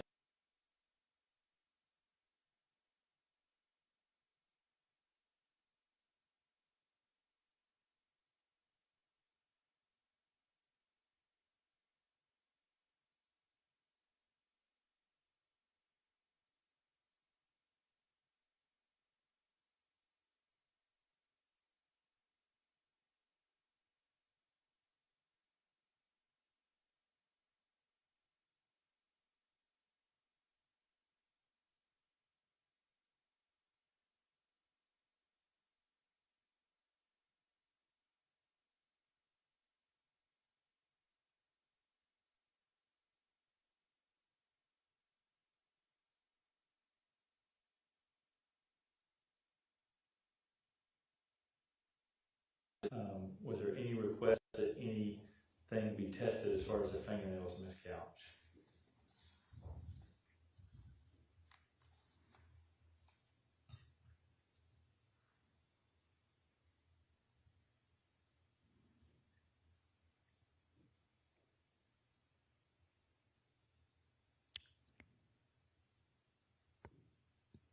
The only, I guess, scrapings that were collected were skin scrapings from the right thigh, left foot, and right chest, but fingernail scrapings were not collected.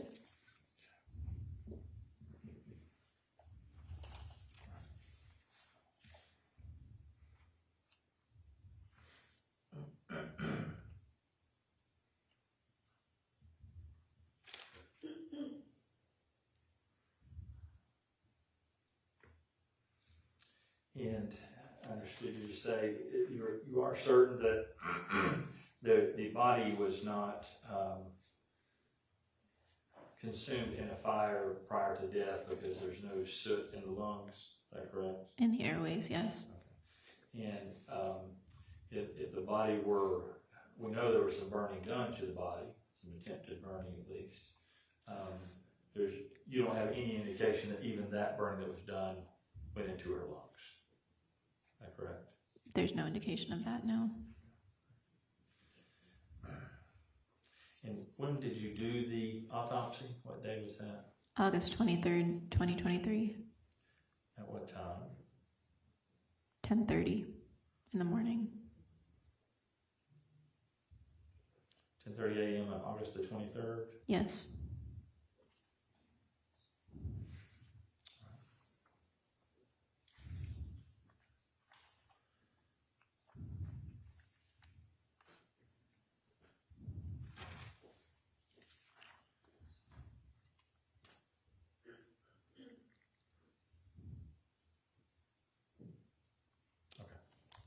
Thank you. Any redirect? Just briefly, in terms of the date of the autopsy, when was it performed? Do you have your report with you? August 23rd, 2023. Oh, I'm sorry. I misread that. It's August 24th, 2023. That's all I had, just to clarify. Thank you. Mr. Lumpkin, anything else? Sure.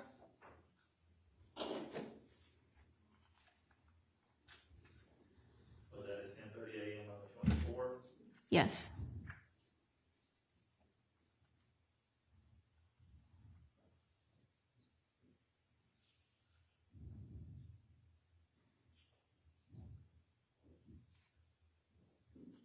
I think so. Anything else? No, you're not. May this witness be excused? Yes, Your Honor. All right, you are excused. Thank you. Can I see counsel just real briefly at sidebar?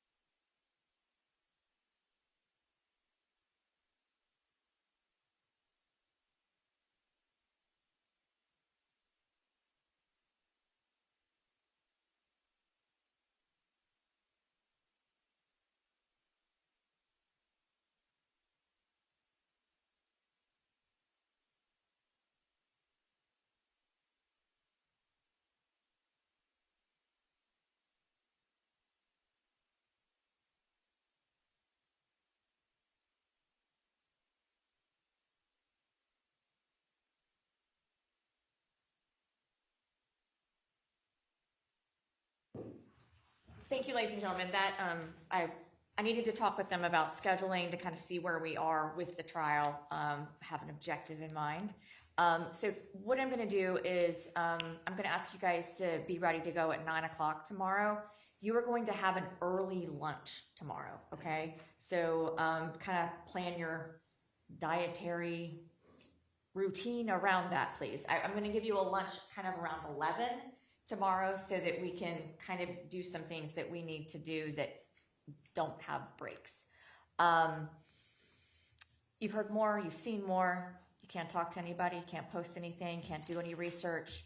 Also, we may go late tomorrow night, depending. So if you are able to make arrangements in your personal life to go past 6 tomorrow, I would ask that you consider that. Obviously, I'll know better kind of where we are, but we may go late tomorrow. And with that, I will release you. Ariel.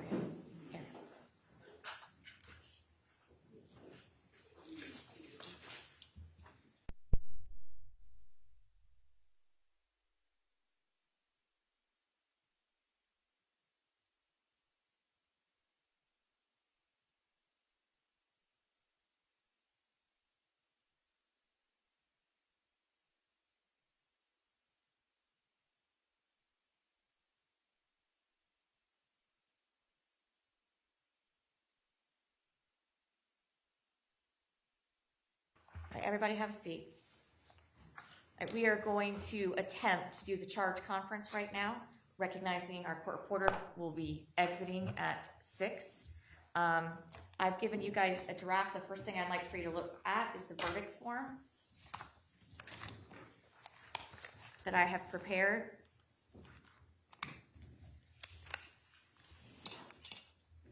Looks good to the state.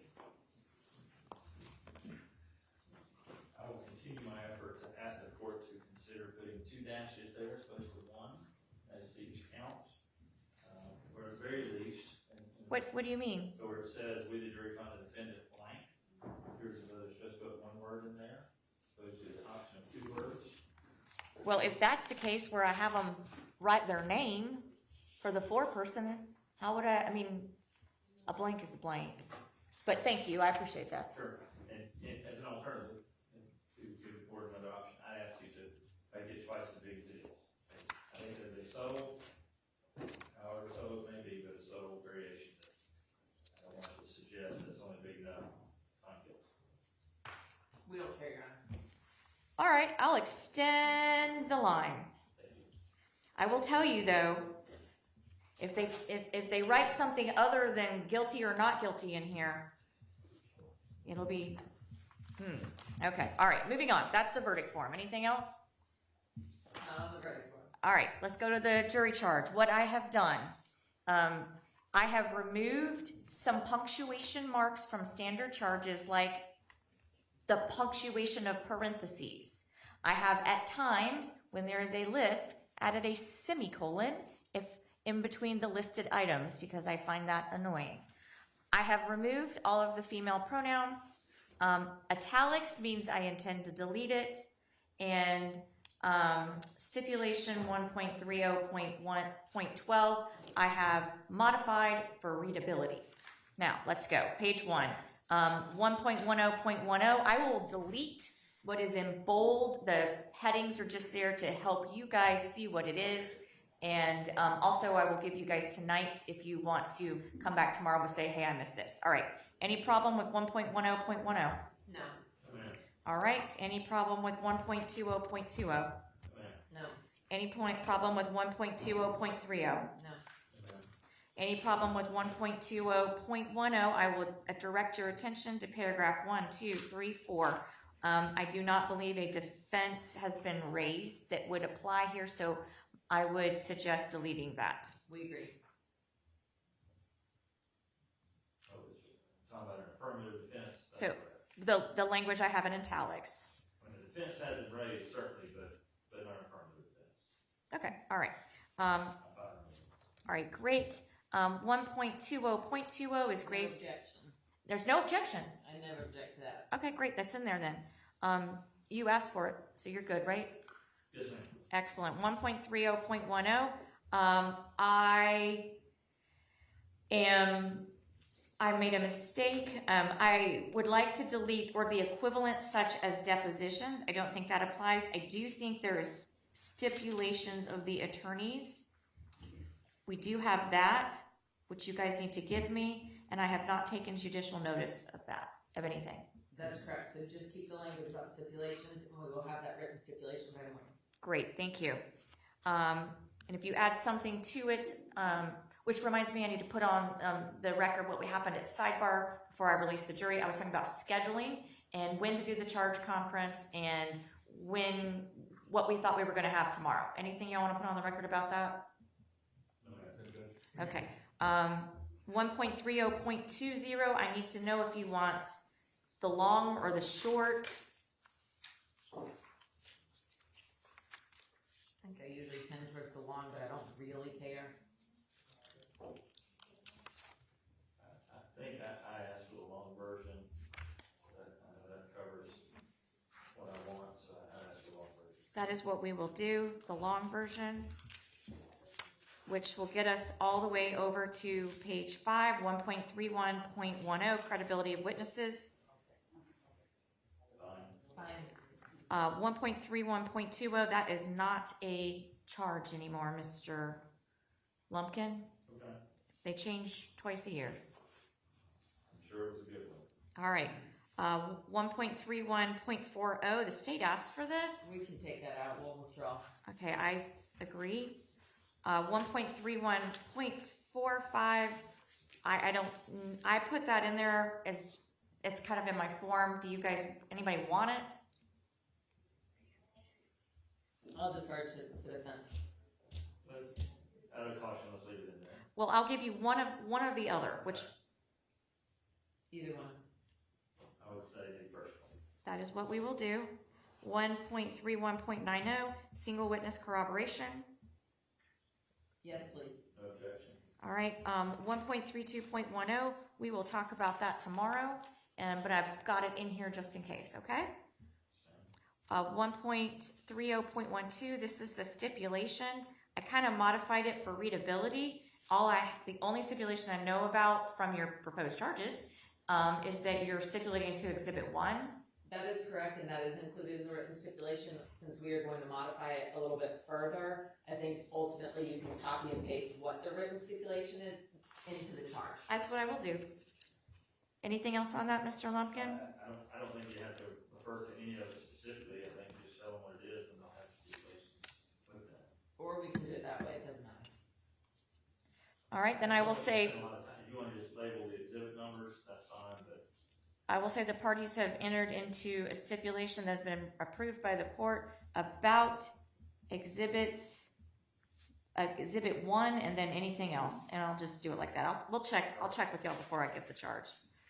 All right, 1.51.10, for the first time since I've been a judge, I haven't modified my, I don't love this one, but take a look at what I've done here. Because I do think that this is one of those where it's not clear. Am I wrong? We agree. So we've got 1.51.10, and then the state had asked for 1.51.20. yeah, I don't like the segment last line on page 7, venue, that is, the crime was committed in Cobb County. The jurisdictional fact must be proved. Excellent. I'll take out that is the crime was committed in Cobb County. I'll just say venue is a jurisdictional fact. That is a good. That is good. Yeah, I missed that. You're right. I feel like you were saying that it was a fact we had to prove. I was like, well, I think we have to, though. I see what he's saying now. We're good with that adjustment. She's removed that. Well, right. I was like, I don't think we can. We're good. Yeah. We can keep going.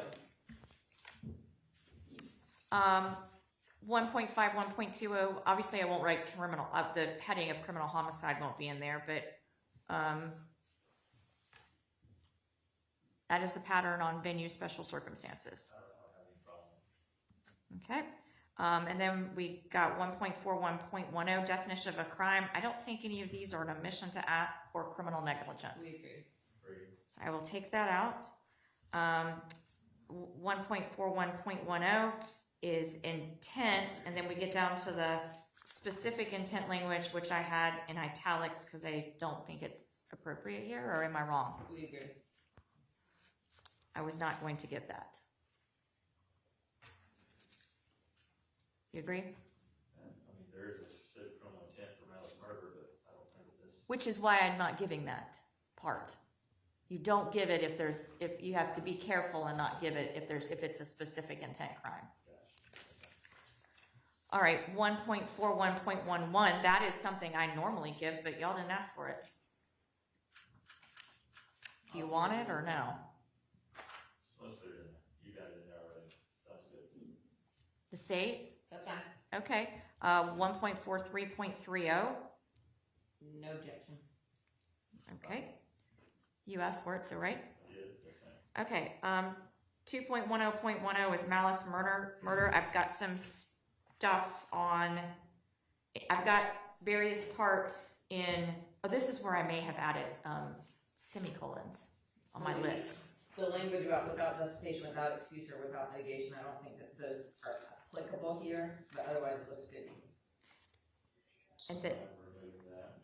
and then the alternative method of explaining malice, which is, this is the first murder case I've had with this new charge modification. I was gonna not give that. Unless y'all want it. I'm fine removing it. I'm fine removing it. All right, 2.10.12 motive. Yes. It's an accurate statement of law. All right, 2.10.20 felony murder. Yes, please. It's fine. 2.10.30 causation in felony murder. Yes. Yes, ma'am. 2.20.21 aggravated assault. Take out deadly weapon in the title as well as in the italics, given that that's not how it was charged. What about, okay, so all of the headings are coming out. Everything in bold is coming out. That's just for our reference. They just get a whole bunch of untitled paragraphs. Because I don't read that stuff. So, what about, So point two, I think is what you. yeah, I got that taken out too, but what about however the state must prove that the defendant, and then I had attempted to cause a violent injury, or committed an act that placed, like, what are we doing with that? Yes, Your Honor, if you look at GUD versus the state, GUDE versus state, that's, I just have the S24A1356, that's from November of 2024, so I apologize, I'm sure there's a real citation at this point in time, but it does talk about that you can prove it in either manner, you do not have to commit to a particular manner, so we'd ask that it read that the state must prove that the defendant attempted to cause a violent injury to the person or committed an act that placed the person in reasonable apprehension of immediately receiving violent injury. Mr. Lumpkin? I'm looking for my copy of the indictment. Because it just says assault. and that's It defined doesn't assault. say, it doesn't specify.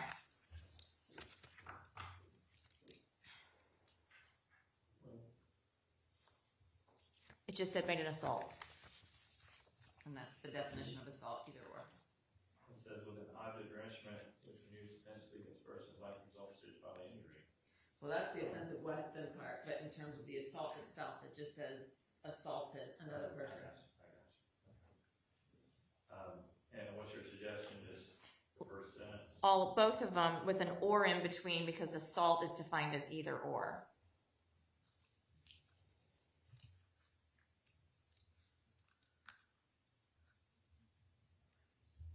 So there's three phrases there.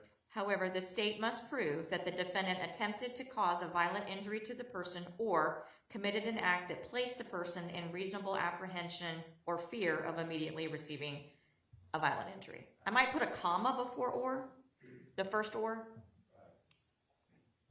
Actually, I may do A, attempted to cause a violent injury to the person, comma, or B, committed an act that placed the person, because there's too many ors in that second part. I would suggest, what the allegation here is that there's a, repeated stabbing. This is not a placing a person raising life or incident fear, it's attempting to cause violent injury. So I request to be not to have the second part here. I understand, but because the indictment says assault, Right. I think they can prove it either way. And then, all right, so It says by repeatedly stabbing her. You're right, it does say to make an assault, but the allegation is specifically repeatedly stabbing her, not that she was placed in fear. okay, I'll leave it, I've made my point. you have duly noted in the record. You guys did not include determining if weapon is offensive, and I just stuck that in there in italics because it crossed my mind. Since you don't have any idea what a weapon is, it seems to me that we not need to be given. Okay. I'm fine without it. Fair enough. 2.68.12, arson, second degree. I was just going to give what is not in italics. We're good with it. That's fine. 2.10.70, concealing the death of another. That's good. Sure. States number 30 is tampering with evidence. I was not going to give what's in italics. And I believe that when I proposed it, I had taken out the You italics did. anyways. You did. I just put the whole statute in there for the purpose of helping us with this process. Let me just check and make sure it tracks. We got 3 minutes. I'm good with that, removing the italics. 1.35.10,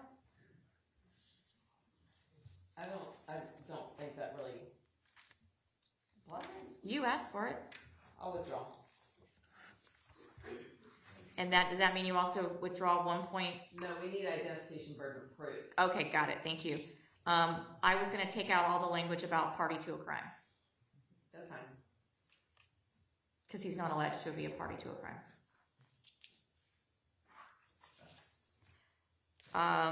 1.32.15, that's just a kind of a notation, it's not really a charge. So I'm not giving that, but when we get into 1.32.16, statement of defendant, Statement of defendant looks good. 1.32.17, voluntariness defined, Looks good. and 1.32.18, I was not going to give what is in italics. We agree.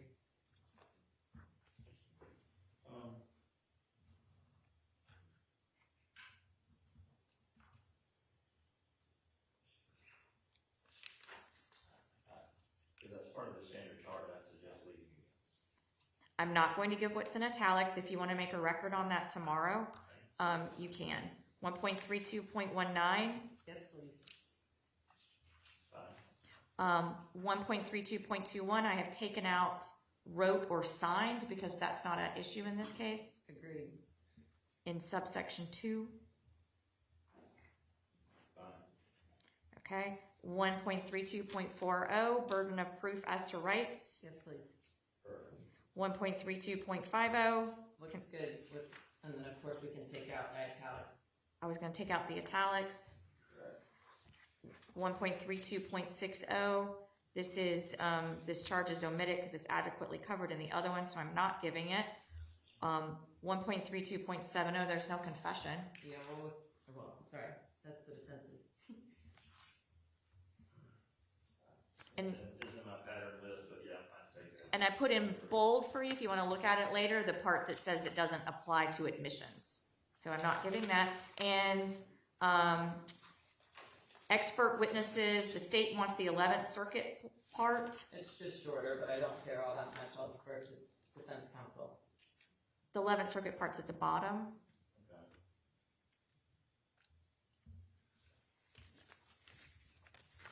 I'm fine with that. All right, that is all the substantive. We're going to be done for tonight because it is now 6 o'clock. Everything else is kind of just form. Please look over it tonight and let me know when we start in the morning if you see something that's problematic. Obviously, I need to change who the alternate juror is, and Otherwise, everything looks great to the state.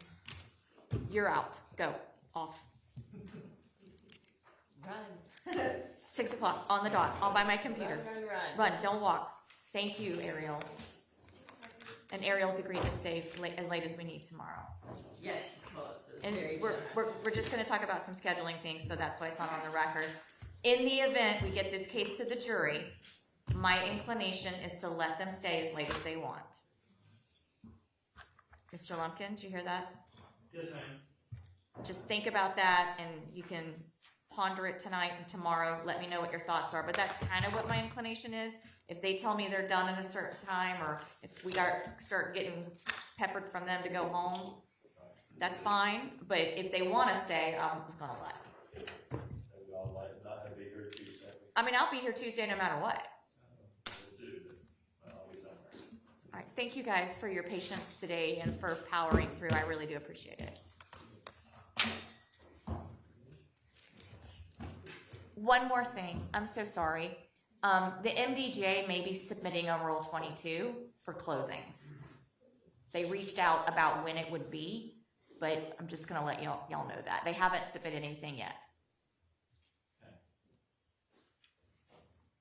While we have that, Your Honor, can I ask for the closing, the verdict, can we shoot the defendant?